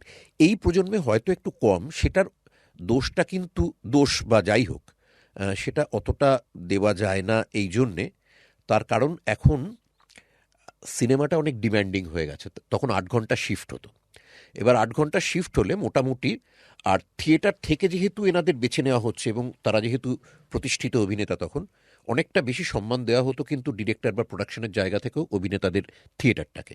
কাজেই তারা রিহার্সালের জন্য ছুটি নেবেন, তারা শোয়ের জন্য ছুটি নেবেন, বা তাদের 4টে বা 5টায় ছেড়ে দিতে হবে বা 3টে ছেড়ে দিতে হবে, এটাকে অনেক বেশি একটা শ্রদ্ধার চোখে দেখা হতো। এখন ওটার একটা গড়মিল হয়েছে। এখন আর অতটা পয়সা নেই, তাহলে আবার অত সম্মান দেওয়ার কি আছে? গোটা পৃথিবীটাই তো এখন এইরকম জায়গায় চলে এসছে। আগে আমরা এমনিতেও দেখেছি বিদ্যে, কালচার বা রুচি এগুলোকে অনেক বেশি উঁচু একটা আসনে রাখা হতো। এখন তুলনামূলকভাবে সেই জায়গাটা অর্থ করে নিয়েছে। মানে কেউ যদি এস্টাবলিশড হয় যে কোনোভাবে বা আর্থিকভাবে যদি সচ্ছল হয়, সেটা অপরাধের নয়, কিন্তু সেটাকে বাকি সব কিছুর পেডেস্টাল থেকে অনেক বেশি উঁচু করে দিলে তখন একটা খটকা লাগে, বাকিদের অভিমানও হয়তো হয়। আর সবথেকে বেশি যেটা হয়, ওটা একটা দৃষ্টান্ত হয়ে গেলে বাকি একটা প্রভাব পুরো সমাজের ওপর পড়তে থাকে। তা সেটাই হয়েছে এক্ষেত্রে। তখন যারা নাকি থিয়েটার থেকে কখনো ফিল্মে বা ওটিটি বা ওরকম এমন একটা কাজে গেল যেখান থেকে আরেকটু সম্মানজনক সাম্মানিক তারা পাবে, সেখান থেকে যখন তাদের বলা হতে লাগলো বা তাদের নিজেদেরও মনে হতে লাগলো যে তাহলে আমি থিয়েটার থেকে তো তেমন যখন পাচ্ছি না, আর এখানে আমায় মাসে 28 দিন কাজ করতে হবে, 14 ঘন্টা শিফট করতে হবে, যদি আমি বলি যে থিয়েটার আছে, আচ্ছা থিয়েটার করো বলে তার ক্যারেক্টারটা উড়ে গেল হয়তো, বা দেখা গেল যে তার জায়গায় রিপ্লেসমেন্ট চলে এসছে। এখন সবাই অনেকটা ওই মানে বলির ভয়ে কাঁপতে থাকার মতো একটা জায়গায় চলে এসছে। ইনসিকিউরিটিটা অনেক বেড়েছে, প্রত্যেকের ঘাড়ের কাছে তার প্রতিযোগী নিঃশ্বাস ফেলছে, এবং অনেকগুলো থ্রেট কম বেশি বিভিন্নভাবে ছড়িয়ে রয়েছে। বিভিন্নভাবে অনেক রকম থ্রেট এখন ছড়িয়ে গেছে, যেটা আগে তুলনামূলকভাবে একজন শিল্পীর সম্মানকে অনেক বেশি প্রাধান্য দেওয়া হতো, শ্রদ্ধার চোখে দেখা হতো। তা সেটা কার জন্যে সেটা খোয়া গেল, তাতে নিজেদের কতটা দোষ ছিল বা অন্যের কতটা দোষ, সেগুলোই আমি ঢুকতে চাইব না। কিন্তু ডেফিনেটলি দুটো পাশাপাশি এখন চালিয়ে যাওয়াটা আগের থেকে কষ্টকর হয়ে গেছে তো বটেই। যারা চালাচ্ছেন তারা অনেকটা ভালোবাসা, অনেকটা জেদ থেকে চালাচ্ছেন, কিন্তু সত্যি যারা পারছেন না তাদের বিরাট একটা দুয়ো দেওয়ার কোনো জায়গা নেই।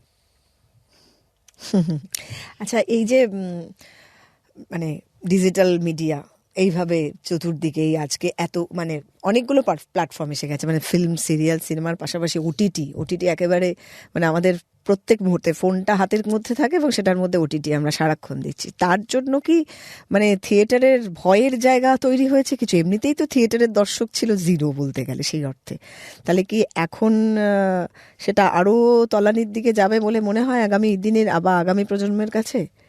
যে প্রশ্নটা করছি সেটা মানে একটা দল চালানে না এই প্রেক্ষিতগুলো নিয়ে অনেক বেশি আলোচনা করা যায়, সেকাল একাল। আমি তো দলের সদস্য নই বহুদিন ধরে, হ্যাঁ, প্রায় 28 বছর হয়ে গেল আমি কোনো দলের সাথে প্রত্যক্ষভাবে তার সাংগঠনিক দিক থেকে যুক্ত নই। কাজেই ওই ব্যাপারগুলো নিয়ে মাথা ঘামিয়েছিও কম। যতটুকু আমার চোখে এসেছে তার জায়গা থেকে বলতে পারি যে এটা শুধুমাত্র ডিজিটাল মিডিয়াটাকে ওইভাবে দেখলে চলবে না, মানুষের কমিউনিটি এন্টারটেনমেন্টের অভ্যেসটা চলে যাচ্ছে। মানে ধর আগে একটা টেলিফোন থাকতো, সারা পাড়া এসে ফোন করতো। আগে একটা রেডিও থাকতো কারো বাড়িতে, সবাই এসে ফুটবল ম্যাচ শুনতে চলে আসতো। টেলিভিশন একটা কারো বাড়িতে থাকা মানে তার নেমন্তন্ন করার দরকার নেই, গোটা পাড়া এসে বিশেষ বিশেষ প্রোগ্রামের সময় চিত্রহারে বা মহাভারতের সময় ঢুকে পড়বে তার বাড়িতে, পর্দা উঠে যাবে এবং সেগুলো নিয়ে তার কিছু মাথা ব্যথাও ছিল না। রেকর্ড শোনা হতো, মাইকে গান, সব কিছুই অনেকে মিলে দেখতো। ক্রমশ এখন একটা বাড়িতে যতগুলো সদস্য টিভির সংখ্যা তত হয়ে গেছে। একটা বাড়িতে 3টে টিভি থাকে এখন, ভাবা যেত আগে প্রত্যেকের ঘরে আলাদা আলাদা টিভি। কারণ এর যখন নিউজ দেখতে ইচ্ছে করছে তখন আরেকজনের যাতে তাতে একটা অন্য প্রোগ্রাম দেখতে গিয়ে সেখানটার সাথে কোনো বিরোধ না হয়, প্রত্যেকেরই মনে হতে থাকে আমি স্যাক্রিফাইস করব কেন। ক্রয় ক্ষমতাও বেড়েছে। এবার প্রত্যেকে আলাদা এখন গান শুনছে, আলাদা সিনেমা দেখছে এবং তার জন্য কন্টেন্টেও অনেকটা রদবদল হচ্ছে। পারিবারিক বিনোদন বলতে প্রত্যেকে উপভোগ করতে পারবে যেই শিল্পে ধরা হতো, তার থেকে ব্যাপারটা এখন বদলে গিয়ে এমন অনেক কিছুই হচ্ছে যেটা একা একা কেউ দেখলে যতটা আনন্দ পাবে, আরেকজন কেউ দেখলে হয়তো তার একটু অস্বস্তি হতে পারে। সেটা ভায়োলেন্স হতে পারে, সেটা সেক্স হতে পারে, সেটা এমন কোনো ইস্যু থাকতে পারে সেটার মধ্যে যে সেটা হয়তো আরেকজনের সাথে তার মতবাদ বা দর্শনের একটা তর্ক বা রুচির কোনো একটা তফাৎ তাদের তক্ষুনি দেখার আনন্দটা নষ্ট করে দেবে। এইটার কারণে থিয়েটারের যে বসে দেখার, সিনেমা হল, থিয়েটার, এবার সিনেমা হল একের পর এক বন্ধ হচ্ছে, ঠিক সেরকমভাবে ওটাও একটা বড় কারণ বলে মনে হয়। বাকি তো আলসে হয়ে যাওয়া আছেই। যে তুই যদি এমন একটা বিনোদন পাস, টেলিভিশন অবধি একরকম ছিল, এবার ব্যাপারটা যখন ফোনে চলে এলো, মাঝরাতে তোর ঘুম আসছে না, তুই অর্ধেক দেখা একটা সিরিজ শেষ করলি, যখন ঘুম চলে এলো তখন ঘুমিয়ে পড়লি। তুই কোনো একটা শুটিংয়ের জন্যে বা কোনো একটা থিয়েটারের জন্য বেরোচ্ছিস, মাঝখানের দেখলি লম্বা ট্রাফিক জ্যাম, যেতে প্রায় ঘন্টা দেড়েক লাগবে, তুই তার মধ্যে আধ ঘন্টা তুই নিজের মতো করে কোনো একটা বিনোদনে ব্যস্ত হলি, নিজের মতো করে গান শুনলি। তা এইগুলো তো মানুষকে কোথাও এতটা অলস করে দিচ্ছে যে ওই তুই একটা ডেট আগের থেকে ফিক্স করবি, সেটাকে ম্যানুপুলেট করতে পারবি না। দুম করে অন্য কোনো প্রোগ্রাম চলে এলেও তোর সেই শোটাকে ঠেলার জায়গা নেই। ওই সময়টা তোকে টিকিট কেটে যেতে হবে, টিকিটটা আগের থেকে কাটতে হবে, হেন করো রে তেন করো রে। এই ঝামেলাগুলো নেওয়াটা মানুষের কাছে ক্রমশ, আগে যেটা ঝামেলা মনে হতো না, মনে হতো তুই যদি কিছু একটা ভালোবাসিস তার জন্যে ওটা করতে তো ভাল লাগবে। মানে প্রায় পুজো করবি বলে আগের থেকে সেদিন উপোসটা করছিস, উপোসটা করতে তোর ভাল লাগছে যে তুই জানিস যে পুজোটা করার জন্য এটা রীতি, যে তোর আগের থেকে খালি পেটে থাকতে হবে। তা ওই রকম ছিল এক একটা বিনোদনের আগের প্রস্তুতি। আনন্দে পেট গুড়গুড় করতো যে এক সপ্তাহ বাদে একটা টিকিট কাটা রয়েছে, ইত্যাদি ইত্যাদি। সেগুলো ক্রমশ এমন একটা জায়গায় চলে যাচ্ছে যে নাসিরুদ্দিন শাহরি বোধহয় একটা দেখছিলাম রেফারেন্স কিছুদিন আগে, যে আগামী 15 বছরের মধ্যে সব সিনেমা হল উঠে যাবে। সিনেমা হল যদি উঠে যায়, থিয়েটারে টিকে থাকার যেটুকু সম্ভাবনা সেটা হচ্ছে তার লাইভ পারফরমেন্সের যে একটা আগুন থাকে সেইটার জন্যে। কারণ যতই মিউজিক সহজলভ্য হয়ে যাক, বিভিন্ন জন শুনুক, অমুক তমুক হোক, তারপরেও মিউজিক কনসার্টে কিন্তু এখনো লোকে হয়, সেই উন্মাদনা হয়, লোকে টিকিট কাটে, আগের থেকে বুকিং হয়ে যায়। লাইভ দেখার যে একটা ভয়ঙ্কর নেশা আর উন্মাদনা আছে, ওটা যে পায়নি বা ওটায় যে নেশাগ্রস্ত নয় তাকে তো বাইরে থেকে বোঝানো মুশকিল। আর যে কোনো বিনোদন বল সেটার রুচিটা কিন্তু একটু একটু করে তৈরি করতে হয়। তুই দুম করে একজন মানুষ যে অভ্যস্ত নয় তাকে একটা সাউথ ইন্ডিয়ান ক্লাসিক্যাল যদি শোনাস, তাহলে সে সব রাগ বুঝবে বা সেটা দীপক রাগিনী না মেঘমল্লার সেটা বুঝে একদম কেঁদে হাপুস হবে, এটা তো আশা করা একটু বাড়াবাড়ি। প্রত্যেকটা খাবারের স্বাদ একটু একটু করে তৈরি করতে হয়, নইলে তুই আজকে ধর একটা লুচি আলুর তরকারি খেয়ে সকালবেলা আহা আহা করছিস, পাশাপাশি আরেকজন স্ক্যান্ডিনেভিয়ান কান্ট্রির একজন এসে বলবে যে সো গ্রিজি এবং মানে এত অয়েলি একটা প্যানকেক, বলে সে সেটাকে খাবে না। কাজে প্রত্যেকটা খাবার রুচি যেরকম তৈরি হয় একটু একটু করে ছোটবেলা থেকে আমাদের কালচারে, আমাদের বিভিন্ন রকমভাবে অভিজ্ঞতায় জড়িয়ে যায়, সেরকমভাবে তো বিনোদনটাও তাই। যে কোনো শিক্ষা সংস্কৃতি সব কিছু দিয়ে তার একটু একটু করে একটা বোধন হয় সারা জীবন ধরে। এবার চারপাশ ধরে যে সেলিব্রেশনটা, যে শিক্ষাটা আমাদের একটু একটু করে এগুলো প্রস্তুত করতো, সেগুলোর জায়গা থেকে তো একটা অন্য সেলিব্রেশনগুলো হয়তো টেনে নিচ্ছে। কোথাও একটা দেখছিস ভীষণ হইচই হচ্ছে, অনেক টাকা সেখানটায় পাম্প আপ করা হচ্ছে, লোকজন ভীষণ উন্মাদনা করছে, প্রচণ্ড লেখালেখি হচ্ছে। কাজেই তোর তখন হয়তো তুই ওটা অভ্যস্ত ছিলি না, তোরও কৌতূহল হবে একবার ঢুকে দেখি, এবার পছন্দ হতে পারে, নাও পছন্দ হতে পারে। নিমরাজি হয়ে তিনটে মানে গালি পড়তে লোকে ভালোবাসে, এবার তুই লম্বা গালির লিস্ট হচ্ছে, ভালো করে জিনিসটা কি তখনও দেখিসনি, খানিকক্ষণ গালাগালি পড়লি যে কে কাকে কি গাল দিয়েছে অমুক তমুক, বা পড়লি না। তা এর মধ্যে একটা যে উত্তেজনা আছে সেটা তোকে কোথাও একটা মোহগ্রস্ত করলো, এবং তারপরে তুই একটা দেখি তো বলে। এই যে ধর, এই একটা সিনেমার উদাহরণ দিয়েই বলছি, যে একটা করে হিন্দি সিনেমা এলে এখন 250, 300, 400, 800 শো নিয়ে নেওয়া হয়। হ্যাঁ, এটার একটা বিজ্ঞান তো এটাই যে ওই যে 2 সপ্তাহ থাকবে সিনেমাটা, ওই 2 সপ্তাহ তুই যদি ভাবিস, তোর যদি সপ্তাহে একটা করে সিনেমা দেখার বা 2 সপ্তাহে একটা করে সিনেমা দেখার অভ্যেস থাকে, হলে গিয়ে দেখতে গেলে ওই সিনেমাটা দেখা ছাড়া তোর হাতে আর কোনো উপায় নেই। তুই 2 সপ্তাহ দেখতে পারবি না, তার মানে অন্য সিনেমা তোকে বাধ্য করা হচ্ছে। এবার যে সিনেমাটার ধরনে তুই দেখতি না, এবার সবাই মিলে তোর বাড়ির লোকেদের নিয়ে 2 সপ্তাহে একটা সিনেমা দেখতে, ভাল লাগে না, আচ্ছা চ ঢুকি করে 3টে সিনেমা দেখে 4 নম্বরটা তোর একরকম ভাবে ভাল লেগে গেল। তুই আগে কখনো ভাবতে পারতি যে সাউথ ইন্ডিয়ান যে হিরো, তাদের ছবি এখানটায় রমরম করে চলবে? এখন তারা এই রিজিয়ন থেকে যে পরিমাণ প্রফিট করে, সেটা তো একটু একটু করে তৈরি করা হয়েছে। তার জন্য আগে হয়তো একটা হিন্দির প্রতিষ্ঠিত অ্যাক্টরকে ওখানটায় অনেক টাকা দিয়ে একটা ছোট চরিত্রে কাস্ট করা হয়েছে, ওটার জন্য তুই দেখতে গেলি ফার্স্টে, তো সে হয়তো প্রিয় অ্যাক্টর। এবার দেখে বাকিটা দেখে তোর ভাল লাগলো, করতে করতে তুই তার একটা ফ্যান তৈরি হয়ে গেলি। বাহুবলীর আগে মানে তুই কখনো ওই বা পুষ্পার আগে এই যে একটা বিরাট শুরু হলো একটা উদযাপন, সেটা তো কোথাও তৈরি করা হলো। এই তৈরির ক্ষেত্রে অর্থটা এত জরুরি একটা ব্যাপার, একটা ইন্ডাস্ট্রি দাঁড় করানোর কেস তো, সেইটা আমাদের একটা ভিশাস সার্কেলে পড়ে গেছে। টাকা নেই বলে বাজেট কমছে বলে আরো খারাপ জিনিস তৈরি হচ্ছে বেশিরভাগ সময়। কারণ আমরা এখন অনেকটা জৌলুসে, অনেকটা মানে কি বলবো, গ্র্যান্ডারে আমরা অভ্যস্ত হয়ে গেছি। কাজেই ওটা দেখতে গেলে আমাদের কোথাও এখন বেশিরভাগ সময় ধৈর্যে কোথাও একটা ঘাটতি পড়ে, অনেকটা আলো, অনেকটা কেনই বা দেখবো, সেই মনে হচ্ছে যে সামান্য একটু টাকার ইতর বিশেষে আমি এতটা আনন্দ পাচ্ছি। কোথাও তো আমার দেখতে গেলে ঠিক আছে, সমাজবোধ অমুক তমুক হ্যান ত্যান সব কিছু ঠিক আছে, কিন্তু সব কিছুর পরে তো একটা এমন অভিজ্ঞতা হবে যাতে আমি টিকিটটা কাটার পয়সাটা আমার মনে হবে যে সেটা কোথাও উঠছে। এই ব্যাপার স্যাপারগুলো তখন একটু করে থিয়েটারকে কোথাও একটু মুশকিলে ফেলে দিচ্ছে। তারপর গ্রান্ট ফান্ড সব বন্ধ হয়ে গেছে, যারাই গ্রান্ট দিচ্ছে তারা চাইছে তাদের কথা বলা হোক। হ্যাঁ, পেপারে বিজ্ঞাপনের মতো, যে তুমি যদি আমার কথা, আমার এগেনস্টে কোনো রাজনৈতিক বক্তব্য রাখো, তাহলে আমি আমার বিজ্ঞাপন তুলে নেব। এই ভয়ে সবার ক্ষেত্রেই এখন পেপারগুলো সেই রকমভাবে, তা সারা পৃথিবী জুড়েই যে মানে সমস্যাগুলো হচ্ছে, তো থিয়েটার ক্ষেত্রে সেটা হচ্ছে। কারণ থিয়েটার সবসময় প্রতিবাদ করে, এগিয়ে থাকে। এবার এই এগিয়ে থাকা ভাবনা চিন্তা বা প্রতিবাদ বেশিরভাগ সময় শাসক গোষ্ঠী তো পছন্দ করবে না।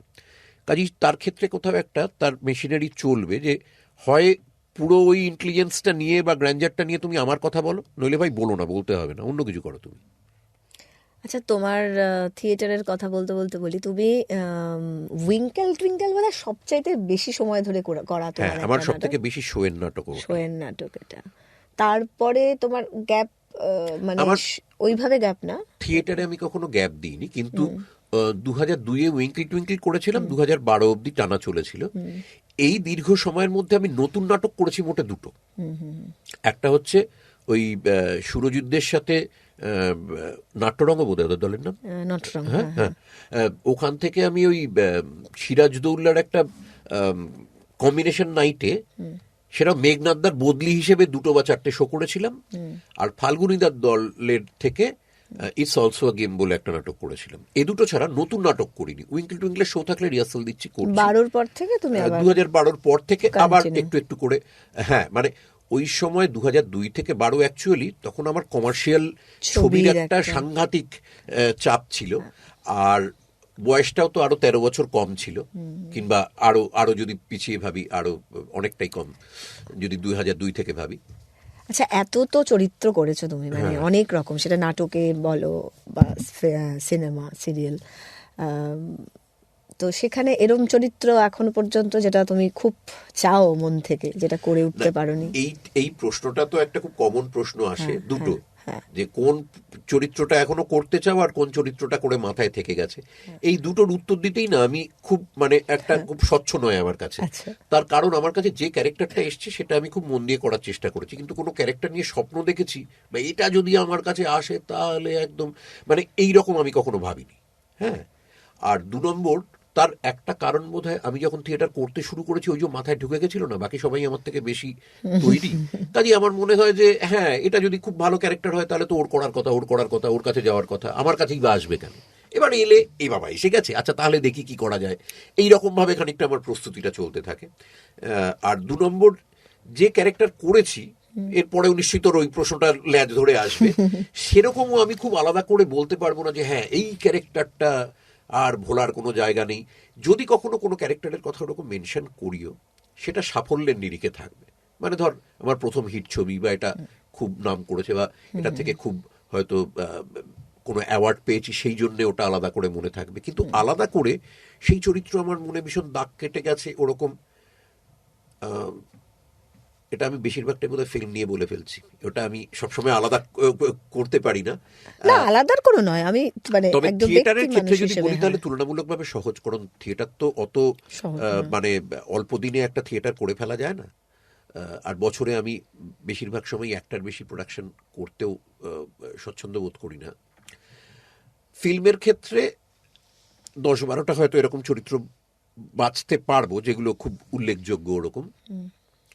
আর থিয়েটারের ক্ষেত্রে যেগুলো লার্জার দ্যান লাইফ, সেগুলো একটু বেশি দাগ কেটে যায়। মানে ধর তুগলক, প্রথম পার্থ, উইঙ্কল টুইঙ্কল তো বটেই, কিন্তু তুগলক আর প্রথম পার্থ বা সোক্রাতেস, এগুলো আমার কাছে অনেক বেশি, কি বলবো, আমার মননে জায়গা জুড়ে আছে বলে মনে হবে। উইঙ্কল টুইঙ্কল হয়তো সাফল্য পেয়েছে অনেক বেশি, বা উইঙ্কল টুইঙ্কলটা অনেক সহজ ছিল আমার পক্ষে। ওখানে নাট্যকার আর ডিরেক্টরের মুন্সিয়ানা ছিল বেশি, কিন্তু অভিনেতা হিসেবে আমার মনে হয়েছে অলমোস্ট আমি আমার নিজের মতো একটা চরিত্র করছি, রাগটা জেনারেট করার ছিল, এবং কথাটাকে খানিকটা অভিনেতার স্কিল দিয়ে আমি সাজিয়ে বলে দিচ্ছি। কিন্তু যেখানটায় বোধ বা দর্শনের প্রশ্ন আসে, বা খানিকটা রিসার্চেরও প্রশ্ন আসে, উইঙ্কল টুইঙ্কলের জন্য আমি কেন রিসার্চ করিনি, কিন্তু সেইগুলোর ক্ষেত্রে, মানে আমি বলছি তুগলকের ক্ষেত্রে বা সোক্রাতেসের ক্ষেত্রে বা প্রথম পার্থর ক্ষেত্রে, আমাকে অভিনেতা হিসাবে এরা একটু একটু করে মানে গ্রুম করেছে। হ্যাঁ, আমার বাকি তার পরবর্তীকালের অভিনেতা হয়ে ওঠা এই নাটকগুলোর আগে আর পরে একটু করে বদলে গেছে, এগুলো আরেকটু পরিণত করেছে। আরেকটু আমার খুব সেলফিশের মতো থিয়েটার করার একটা লোভও ওটাই থাকে, যে ধর আমাদের দেশে এখন চালু হয়েছে যেরকম বেনি বা আরও কেউ কেউ হয়তো ম্যাচিওর্ড অ্যাক্টরদের নিয়ে ওয়ার্কশপ করায় বা ট্রেন করে, আগে তো এটা ছিল না। এবার যারা আমরা একটু সিনিয়র হয়ে গেছি বা খানিকটা প্রতিষ্ঠা পেয়ে গেছি, খানিকটা বয়স বেড়ে গেছে, তাদের ক্ষেত্রে তখন নিজেদের একটা স্বশিক্ষায় শিক্ষিত করার জন্য থিয়েটারটা একটা কাজ করত, যে কিছুদিন বাদে বাদে একটা থিয়েটার করা মানে নিজেকে আবার একটা ভাঙচুর করে আবার একটু কি বলবো আপ টু ডেট করে নেওয়া, হ্যাঁ, একটু যুগোপযোগী করে নেওয়া। তো সেই লোভেও আমি কিছুদিন বাদে বাদে থিয়েটারটা করতাম, যেটা ফিল্মের ক্ষেত্রে তোমায় তৈরি হয়েই আসতে হবে। ওখানটায় তোমায় প্রস্তুতির টাইমটা তো আলাদা করে দেওয়া হবে না, ওখানটায় তোমায় দিয়ে বলা হবে এটা করে দাও। কাজেই রেওয়াজের পরে ফাংশনে গাওয়াটা হচ্ছে ছবি, আর রেওয়াজের অংশটা হচ্ছে থিয়েটার, আমার কাছে অনেক বেশি ভালো। না, তোমাকে আমি দেখেছি মানে অভিনয় করতে গিয়ে, তোমার সঙ্গে আমি যে নাটকে অভিনয় করেছি, মানে তুমি খুব মানে সে বাধ্য ছাত্রের মতো একজন অভিনেতা। মানে আমি দেখেছি যে প্রথমে নির্দেশক কি চাইছেন, তুমি স্ক্রিপ্টটাকে নিয়ে অনেক পড়াশোনা করে ফেলো, সেটা আমি দেখেছি, মানে পুরোটা তোমার কাছে জানা থাকে, কিন্তু তুমি কখনোই ওই ডিরেক্টরের ওপর চেপে বসো না যে আমি এসছি একজন মানে তৈরি অভিনেতা বা আমার একটু নামডাক আছে, তো আমি যা বলবো সেটা। আমি অনেক অভিনেতাকে দেখেছি ওটা আমার এটা করে। থিয়েটার হ্যাঁ, ডিসিপ্লিনের মধ্যে একদম মানে আমার অস্বাভাবিক মনে হয়। ডিসিপ্লিন তুমি, এবং সেটা তুমি আগে নির্দেশক কি চাইছেন তুমি পুরোটা নাও।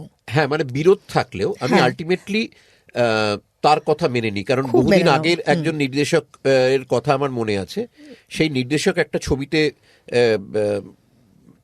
নির্দেশনা দিচ্ছেন এবং ক্যামেরা করছেন, তার কন্যা ওটায় অ্যাসিস্ট করছে, এবং সে আমাদের সমবয়সী বলে আমাদের বন্ধু, আমি নাম বলবো না কারোরই। তা ও ওরকম একটা দৃশ্যে বলেছে, বাবা আচ্ছা এখানটা এই করলে হতো না? ডিরেক্টর তখন বলেছেন দারুণ হতো, কিন্তু তুমি যখন ছবি করবে তখন তুমি ওটা করো। কাজে আমি অভিনেতা হিসেবে ওটা মনে করি। আমি যদি মনে করি যে আমার বক্তব্য কিছু রয়েছে বা আমার জীবন দর্শন কিছু সেখানটায় ন্যারেট করার আছে, তাহলে আমি নির্দেশনা দিয়ে সেই ছবি মানে নাটকটা বা ছবিটা করব।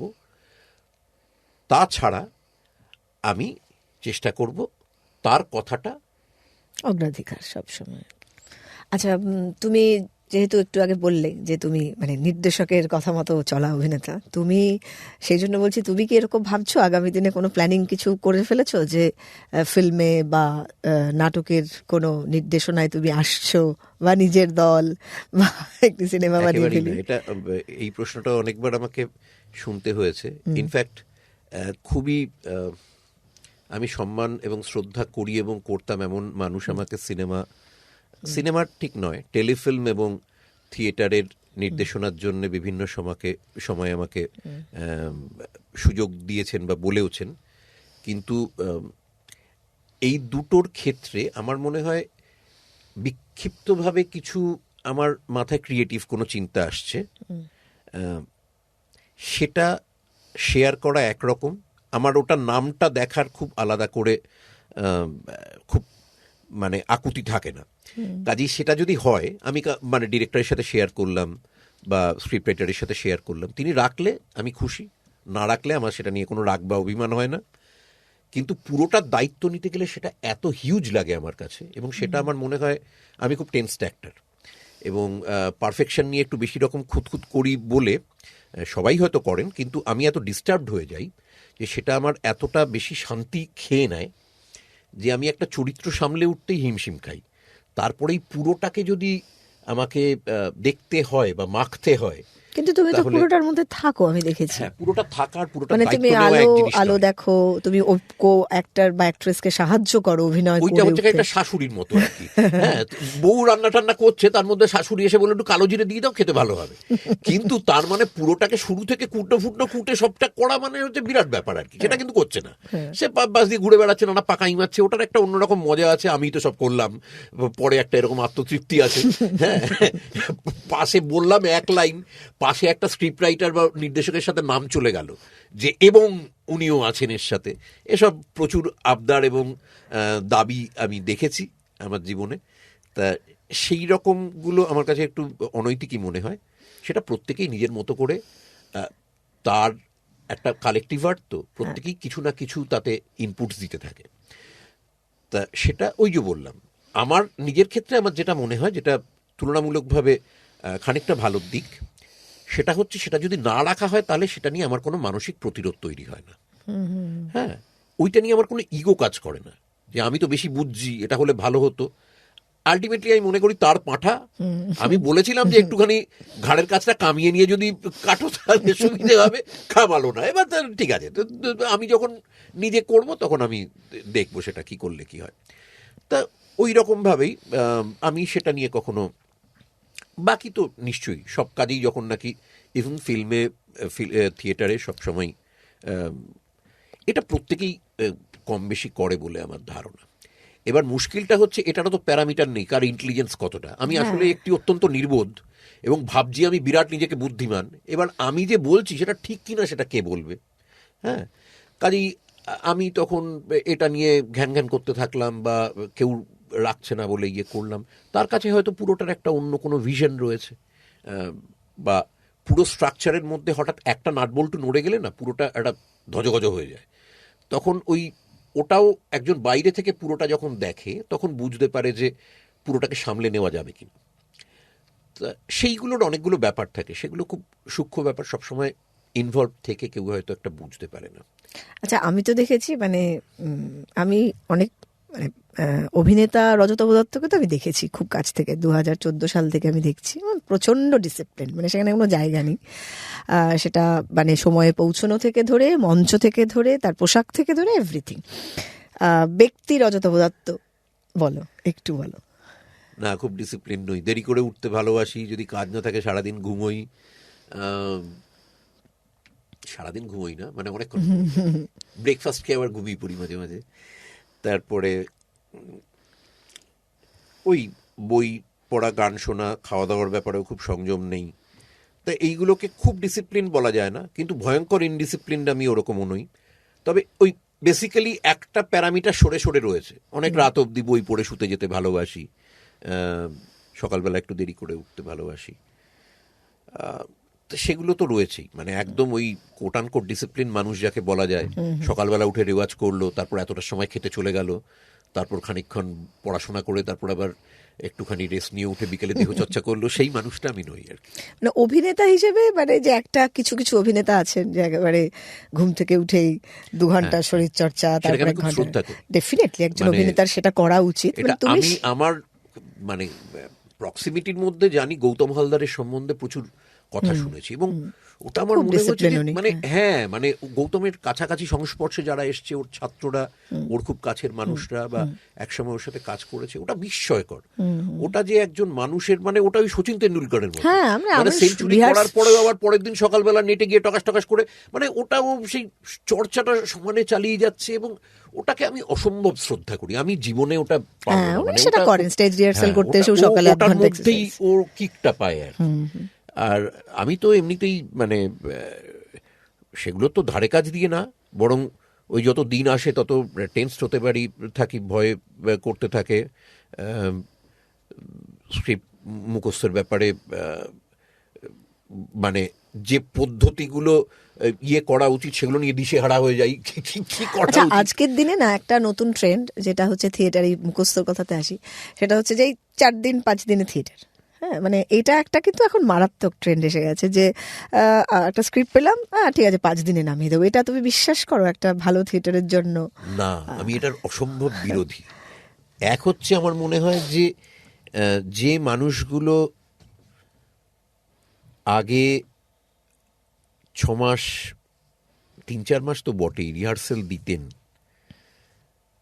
তারা কি কিচ্ছু বুঝতেন না? আমি এটা বুঝতে পারছি, তাদের একটা দায়িত্ব থাকতো। দলের মধ্যেই যেহেতু সব অভিনেতাকে বেছে নেওয়া হতো এবং সবার যেহেতু ক্ষমতা সমান ছিল না, কাজেই তাদের সবাইকে শিখিয়ে পড়িয়ে নেওয়ার মানে একটা ক্লাসও চলতো। তার মধ্যে রাজনৈতিক পাঠ চলতো, নাটকটা কেন করা হচ্ছে সব কিছু নিয়ে বোঝা। এবং যেহেতু এত তাড়াহুড়ো ছিল না, অনেকটা হয়তো ঢিমেতে তালায় চলছে, আর প্লাস ওটা একটা ওয়ার্কশপের মতো, তার মধ্যে সবার ইনভলভমেন্ট বাড়ছে একরকমভাবে। ওই ইনভলভমেন্টটাও খুব দরকার। তো একটা নাটকের নাট্য আদর্শ, ভাবমূর্তি, একটা দলের ক্ষেত্রে তার ভালোবাসা সব কিছুর সাথে জড়িয়ে ফেলার, তা ওইগুলোর জন্য দরকার ছিল। কিন্তু এখন 5 দিন 8 দিন মানে 20-22টা হওয়ার পরেও তো আমি টেন্স থাকি।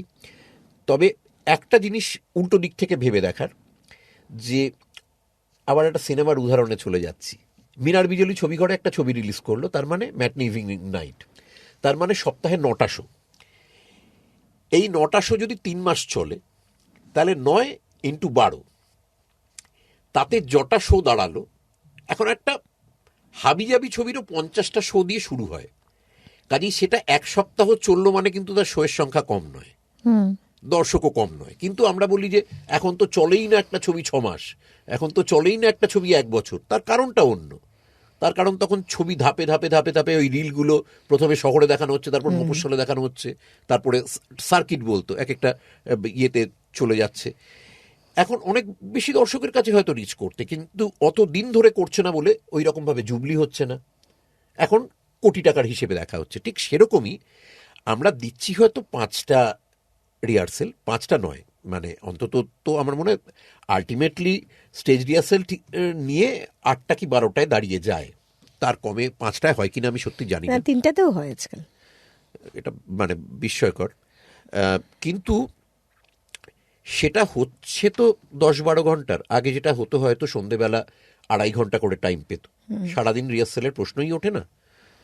একেবারে ওঠে না বলবো না, কারণ আমি উৎপল দত্তের শুনেছি, হোল নাইট রিহার্সেলের গল্প শুনেছি আমি। কিন্তু এই কম দিনের রিহার্সেলে কতগুলো জিনিস হতে বাধ্য। একজন খুব স্কিল্ড অ্যাক্টর এলেন, তিনি নিজের যতই প্রস্তুতি নিন, তার উল্টো দিকের কো অ্যাক্টারের সাথে, বহুদিন আগে সলিল বন্দ্যোপাধ্যায় প্রথম পার্থ দেখে বলেছিলেন যে আমার প্রত্যেকের অভিনয় খুব ভাল লাগছে, কিন্তু মূল চরিত্রের 5 জনই, মানে 5 জন তো, আমি, চিত্রাদি, দিতিপ্রিয়া, শ্যামলদা, এই 4 জন, হ্যাঁ, বলছি সবাইকে মনে হচ্ছে আলাদা আলাদা অ্যাক্টিং স্কুল থেকে এসছে, এক অ্যাক্টিং স্কুলের ওইটা মনে হচ্ছে না। তা সেইটা হতে বাধ্য, কারণ কম্বিনেশন নাইটের মতো হচ্ছে।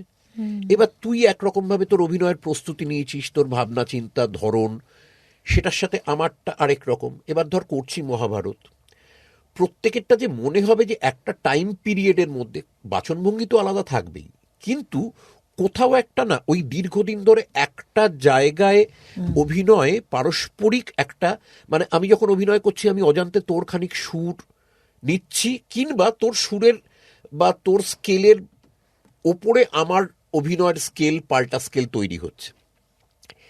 এখন যেটা হচ্ছে, যদি অত দিন কমে যায়, সেটা স্কিলের জায়গা থেকে হচ্ছে।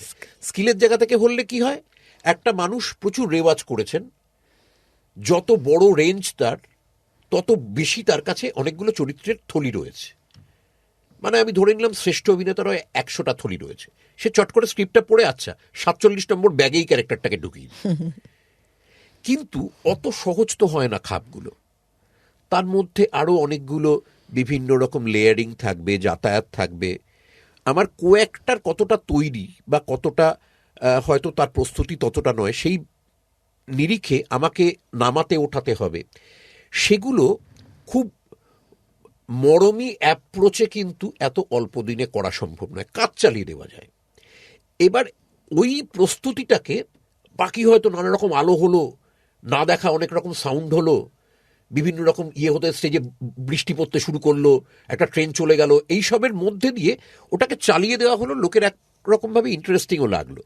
কিন্তু মানুষের রুচি কোথাও ওই যে অতদিন ধরে, আমি বলছি না 3 মাস দিতে হবে, কিন্তু একটা মিনিমাম প্রস্তুতি ছাড়া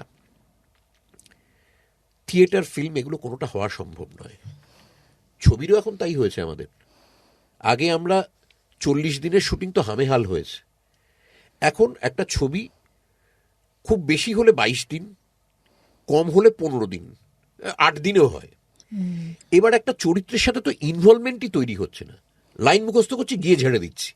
এবার একরকম ভাবে ওই আমি আমার 69 নম্বর খাপের মধ্যে ওই ক্যারেক্টারটাকে ঢুকিয়ে দিয়ে ওটাকে বার করে দেখিয়ে দিলাম, দেখেও লোকের মনে হলো বেশ ঝকঝকে তকতকে, একরকম সাজলাম, জামা কাপড় হলো খুব, অনেক রকম লেন্স দিয়ে অনেক রকম অ্যাঙ্গেল থেকে শটটা নেওয়া হলো, এডিটার এমন কাটাকুটি করলেন মিউজিক ভিডিওর মতো যে তাতে লোকের চোখের পলক ফেলতে 3টে কাট চলে গেল, কাজেই বোর হওয়ার কোনো জায়গা হলো না, দেখতে ঝকঝকে তকতকে হলো। কিন্তু ওল্ড ক্লাসিক্যাল আমরা ব্লক লেন্সে এমন অনেক ছবি দেখেছি, কিচ্ছু হচ্ছে না, দুটো লোক কথা বলছে, সেটা মজার হতে পারে, সেটা করুণ রসের হতে পারে, এই লোক দুটোকে ধরা রয়েছে স্ক্রিপ্ট এবং অভিনয়, সেটা যেভাবে বুকের মধ্যে দাগ কেটে রয়েছে, আমি এই ছবিটা দেখে বেরিয়ে এসে কোনো দৃশ্য মনেই করতে পারছি না। জওয়ান বা পাঠানের গল্প বলতে বললে তুই বলতে পারবি, তুই যদি বলি গল্পটা বলতো, ঠিক দুটো মিলিয়ে মিশিয়ে দেখবি একটা বকচ্ছপ কি বলছিস তুই। হ্যাঁ, কিন্তু দেখতে মানে ওই রকম একটা সময়টা এই হচ্ছে, ওই হচ্ছে, সেই হচ্ছে, ব্রেন থেকে নানা রকম হ্যাপি হরমোন হ্রাস হচ্ছে একটা, সেটা নেশাগ্রস্তের মতো। মানে যেরকম আমরা এই রিল দেখে যাই, আমি আমার মানে পরবর্তী প্রজন্মকে কি বলবো, শুটিং থেকে এলাম, এতক্ষণের একটা শিডিউল গেছে, কিচ্ছু ইচ্ছে করছে না, ভাবলাম যে একটুখানি 5 মিনিট একটু স্ক্রোল করে শুয়ে পড়বো। এরপর আমি দেখলাম সোয়া ঘন্টা বাদে যখন রিয়েলাইজ করলাম যে আমি ইডিয়েটের মতো এমনি এমনি করে যাচ্ছি, হ্যাঁ, টাকা টস করার মতো, তার মধ্যে আমি কি কি দেখেছি। আমি দেখেছি কিভাবে বিদেশি একটা মাছ কাটতে হয়, কিভাবে টেবিল ফ্যান সারাতে হয়, কিভাবে একটা বন্দুকে যদি মরচে পড়ে যায় সেই বন্দুকটাকে দিয়ে একটা পেপার ওয়েট বানানো যায়, কিভাবে পাখা পরিষ্কার করতে হয়, অনেক রকম জিনিস দেখেই যার জীবনে আমার এগুলোর কোনো দরকার ছিল না। এবং আমি মুগ্ধ হয়ে সোয়া ঘন্টা ধরে 30 সেকেন্ডের ইডিয়েটের মতো একের পর এক জিনিস দেখে যাচ্ছি। কিন্তু ওই জায়গাটাতেই তো এমন অনেক কিছু ছিল যেগুলো সত্যি সত্যি আমার দেখার মতো, জানার মতো, যেগুলোর সম্বন্ধে আমার আগ্রহ রয়েছে, কিন্তু আমার কনসেন্ট্রেট করার ক্ষমতাটা ক্রমশ ড্যামেজ করে ফেলছি। আমার মানে যুক্তিবাদ, আমার শুভ কোনো জিনিস সম্বন্ধে যে আগ্রহ, তার বোধ, সেগুলো শুধুমাত্র ওই কাটস, বিভিন্ন বিষয়, যত বিষয় তাড়াতাড়ি বদলে যাবে, ব্রেন থেকে ডোপামিন সিক্রেশন হবে এবং কিছুতেই তৃপ্তির বোধ আসবে না। তোর লাস্ট কোনো একটা দেখে মনে হবে না নিজের থেকে এইবার রেখে দিই, তুই রিয়েলাইজ করবি একটা সময় কি বাবা অনেকক্ষণ হয়ে গেছে তো বন্ধ করে তাড়াতাড়ি। এটা তো হবার কথা নয়। একটা বই লাস্ট পাতাটা পড়ে তুই একটা তৃপ্তি নিয়ে ঘুমোস, অতৃপ্তিটা সারাক্ষণই তোকে কুড়ে কুড়ে খাবে। এবং এটা এখন সারা পৃথিবীর অসুখ। যত আমরা এটা করছি তত আমরা সারাক্ষণ বুঝতে পারছি যে আমি কি অসুখী। প্রত্যেকটা মানুষ আমার থেকে সুন্দর দেখতে, তাদের পয়সা বেশি, তারা দারুণ ইয়েতে রয়েছে, তাদের সবার দুধ এবং মধুর সাম্রাজ্যের মধ্যে তারা রয়েছে, তাদের পরিবার খেতে পাচ্ছে, কোথাও কোনো কষ্ট নেই, সবাই বাড়িতে কাক বসলেও সেটা একটা আনন্দ সংবাদ, বাড়িতে পোস্ত বাটলেও সেটা একটা আনন্দ সংবাদ। সব কিছুর মধ্যেই আনন্দ ধারা বহিছে ভুবনে, খালি তোর মধ্যে হাজার গন্ডা বা আমার মধ্যে হাজার গন্ডা কষ্ট এবং এটা হচ্ছে না ওটা হচ্ছে না তার একটা বোধ। এটা ক্রমশ মানুষকে আরো ডিপ্রেসড করে দিচ্ছে। বলছি, রাজনীতিতে আসতে চাও? একদম না। মানে আজকাল তো অভিনেতাদের একটা ট্রেন্ড এসে গেছে রাজনীতির মঞ্চে, সে যে মানে কোনো পার্টিকুলার আমি নাম করে বলছি না, সেটা আসার কোনো ইচ্ছে নেই তোমার? মানে এরকম পালাতে চাই, বরং প্রস্তাব আসে না তোমার কাছে? হ্যাঁ, তুমি পালাতে চাও। বেশ, আমি বুঝতে পেরেছি যে আমি একটা কাজই একটু কোনো রকম ভাবে জোড়াতাপ্তি করতে পারি আর কি। তার থেকে বড় কথা, সেই কাজটা করতে আমার বেশ খানিকটা ভাল লাগে। সবসময় যে দারুণ লাগে এরকম নয়, মাঝে মাঝে মনেও হয় যে বাড়িতে খালি খাবো আর ঘুমোবো, কিছু করতে ইচ্ছে করছে না। কিন্তু ওটা মানে দুটোর একটা মেলবন্ধন রয়েছে আর কি। করতেও ভাল লাগছে, ওটা খানিকটা পারছিও। এইবার সেইটা করতে পারি বলে বাকি সব জায়গা থেকে আমাকে জিজ্ঞেস করা হচ্ছে বাঁধাকপি রাঁধতে গেলে কতটা হলুদ দেওয়া দরকার, জুতো ছিঁড়ে গেলে কটা পেরেক মারা দরকার, কিংবা দেশের বা পৃথিবীর এই ব্যাপারটা সম্বন্ধে আপনার কি মতামত। যদি আমি এই অভিনয়টা না করতাম এগুলো কিছুই জিজ্ঞেস করা হতো না।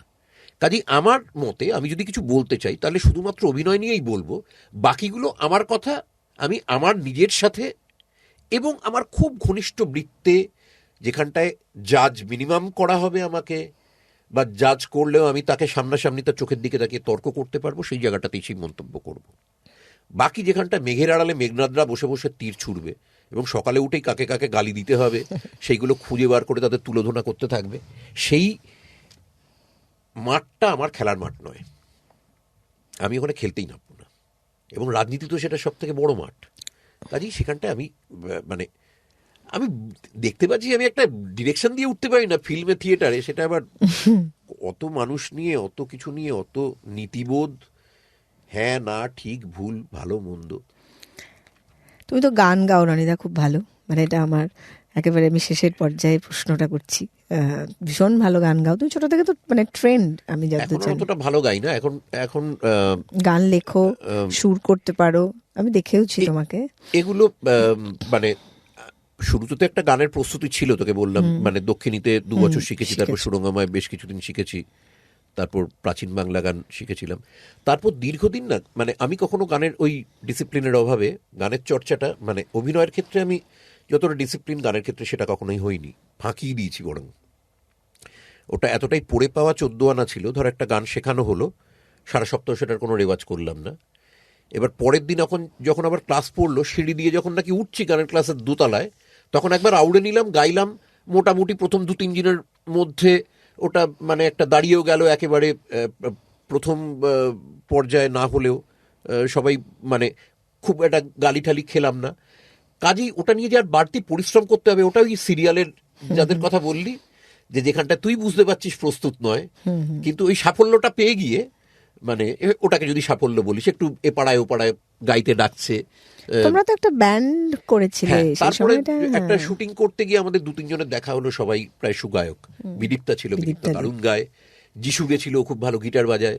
তা ওখানটা পরপর আমরা বিদীপ্তার সাথে তো 2টো ছবি করলাম, পারমিতার একদিন, না মিস্টার অ্যান্ড মিসেস আয়ারে, হ্যাঁ ওটাতেই। ওখানে আমরা 1 মাসের একটা আউটডোর করেছিলাম। ভাব, একটা 1 মাসের আউটডোর ভাবতে পারিস। তা যাই হোক, তা ওটা, তারপরে আবার অরণ্যে, পরপর 2টো ছবিতে বিদীপ্তা একসাথে, আর সেকেন্ডটায় তো যিশুও রয়েছে। তা সন্ধেবেলা আমাদের খুব গান বাজনা হতো। তখনই আলোচনা হলো যে ফিরে গিয়ে একটা ব্যান্ড করলে কেমন হয়। তখন খুব ব্যান্ডের রমরমা, ওই 95 সাল কি 97 সাল থেকে বিভিন্ন ব্যান্ড, তখন ব্যান্ড খুব ইন। তা কুইনাইন হলো। কুইনাইন কেন? 9 জন, তাই কুইনাইন। 10 জন প্রথমে ঠিক হয়েছিল, তখন নাম হয়েছিল টেন্টেটিভ। আবার কিছু ঝরে গেল, তখন 4 জন এসে দল দাঁড়িয়েছিল, তখন তার নাম হয়ে গেল ভুইফোর। হ্যাঁ, ভুইফোর নাম দিয়েও একটা শো হয়েছে। তা তখন ওই 27টা গান ছিল একটা নতুন দলের পক্ষে। 3.5 বছর বয়স, 27টা গান কম কথা নয়। এবং তাতে বিভিন্ন জন যেহেতু লিখছে এবং কম্পোজ করছে নানা স্বাদের গান, সেগুলো খুব ইন্টারেস্টিং হয়েছিল। তারপরে যা হয় আর কি, যেহেতু ব্যান্ডটা কারো প্রাথমিক কি বলবো প্যাশনের জায়গা বা নিজেকে প্রজেক্ট করার জায়গা ছিল না, সবাই যেহেতু অভিনয় করছে, তাদের একটা করে পরিচিতি রয়েছে, কাজেই ওটা আলটিমেট ক্ষেপের দল হয়ে গেল। শো থাকলে গিয়ে একটা রিহার্সাল দিয়ে করি, কিন্তু সেটার জন্য করা হয়নি। কিন্তু ভাবা হয়েছিল একজন গাইবে, একজন সুর দেবে, একজন হয়তো লিখবে, কিন্তু সেটা পরে দেখা গেল ওটা ওরকমভাবে কাজ করলো না। তা ওই তার আগে যেহেতু থিয়েটারের জন্য কিছু গান লিখেছি, টিকেছি, সুর দিয়েছি, এবং পরের দিকে একটা সাথে অতজন মানে মিউজিক্যালি যদি স্ট্রং অতজন থাকে, সেটাও তখন একজন আরেকজনের খুব মানে কি বলবো ক্রিয়েটিভিটি উস্কে দেয়। তা ওই রকমভাবে তখন ওটা খুব জল করছে। তো তখন ওই ব্যান্ড করেছি, খুব এনজয় করেছি। তারপর লেখা টেখাগুলো কমেই গেছিলো একটু, তখন তো একটু রেগুলার তো মানে কবিতা ছড়া এগুলো লেখার অভ্যেস ছিল।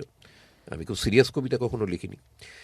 তা সেগুলো তারপরে একটু পড়তে শুরু করলো। আর গানের চর্চাটাও এখন ওই মাঝে মধ্যে একটু কলকাতার বাইরে যে ফাংশন হয়, সেখানটা পিঠ বাঁচানোর জন্যে একটা গানের দরকার পড়ে। কারণ সেখানটা কি করছিস সেটা বড় কথা নয়, 45 মিনিট তোকে সসম্মানে টিকে থাকতে হবে হাততালি নিয়ে। তো সেখানটা তোর যা বড় অস্ত্র, যারা নাচতে পারেন তারা নাচেন, যারা খুব ভালো বাগ্মী তারা কথা বলেন। তা আমি কোনোটাই যেহেতু খুব ভালো পারি না, সবকটা একটু জোড়াতাপ পিরিয়ে এই একটুখানি নাচলাম, 6টা গান গাইলাম, একটু ছবির ডায়লগ বললাম, এইসব করে টোরে টিকে থাকি। কিন্তু ওটাকে খুব সিরিয়াস গান বাজনা বলা যায় না। একটু শোনাও না তোমার ব্যান্ড থেকে একটা নমুনা। ব্যান্ডের গান? ব্যান্ড হতে পারে, বা তুমি রিসেন্ট, আমি তোমার সাথে একটি নাটকেও কাজ করেছি, সেখানেও চমৎকার একটি গান তুমি আসলে মানে মানুষের কোন গান শুনে ভাল লাগে বলতো? যে গানটা সে অলরেডি জানে শোনা, সেই গানটা আরেকবার শুনলে তার ভাল লাগে। আর নইলে অসাধারণ যদি কেউ গায়ক হয়, তার সুর বা কথা সেটা হয়তো তাকে আলাদা করে তখন একটা। আচ্ছা, আমি একটা গানের একটুখানি ছোট একটা অংশ করছি। এটা কুইনাইনের জন্য লেখা, কিন্তু কুইনাইনে এটা খুব একটা হয়নি, কারণ বাকি এটা মনে হয়েছিল একটু স্লো। কিন্তু আমার মনে হয়েছিল গানের কম্পোজিশনটা মজার। এটা ভেবেছিলাম কোনো একটি বিদীপ্তা বা সুদীপ্তা যদি গায়, কিন্তু আলটিমেটলি সেটা হয়নি।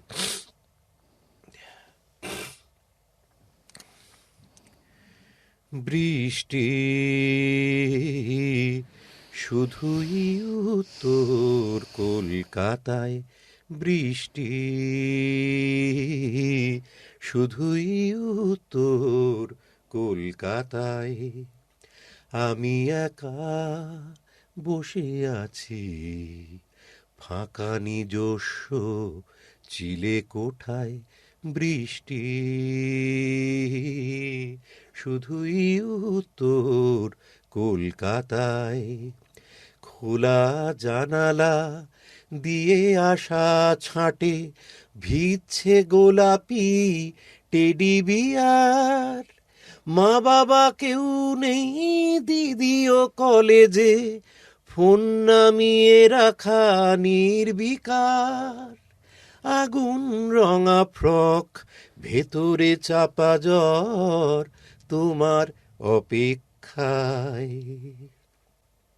একলা বসে আছি তোমার চেনা সেই সুদূর চিলে কোঠায়। বৃষ্টি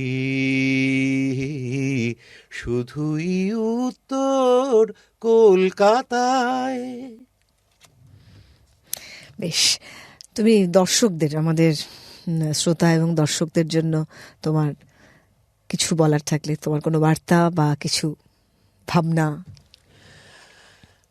বাংলা বলার, বাংলা পড়ার আর বাংলা দেখার অভ্যেসটা ছাড়বেন না। আপনি যেটা ছোটবেলায় এনজয় করেছেন সেটা আপনি এখনো এনজয় করলে আপনার পরবর্তী প্রজন্ম এনজয় করবে। কাউকে কানে ধরে কিচ্ছু শেখাতে হবে না। ভালো থাকবেন সবাই, ধন্যবাদ।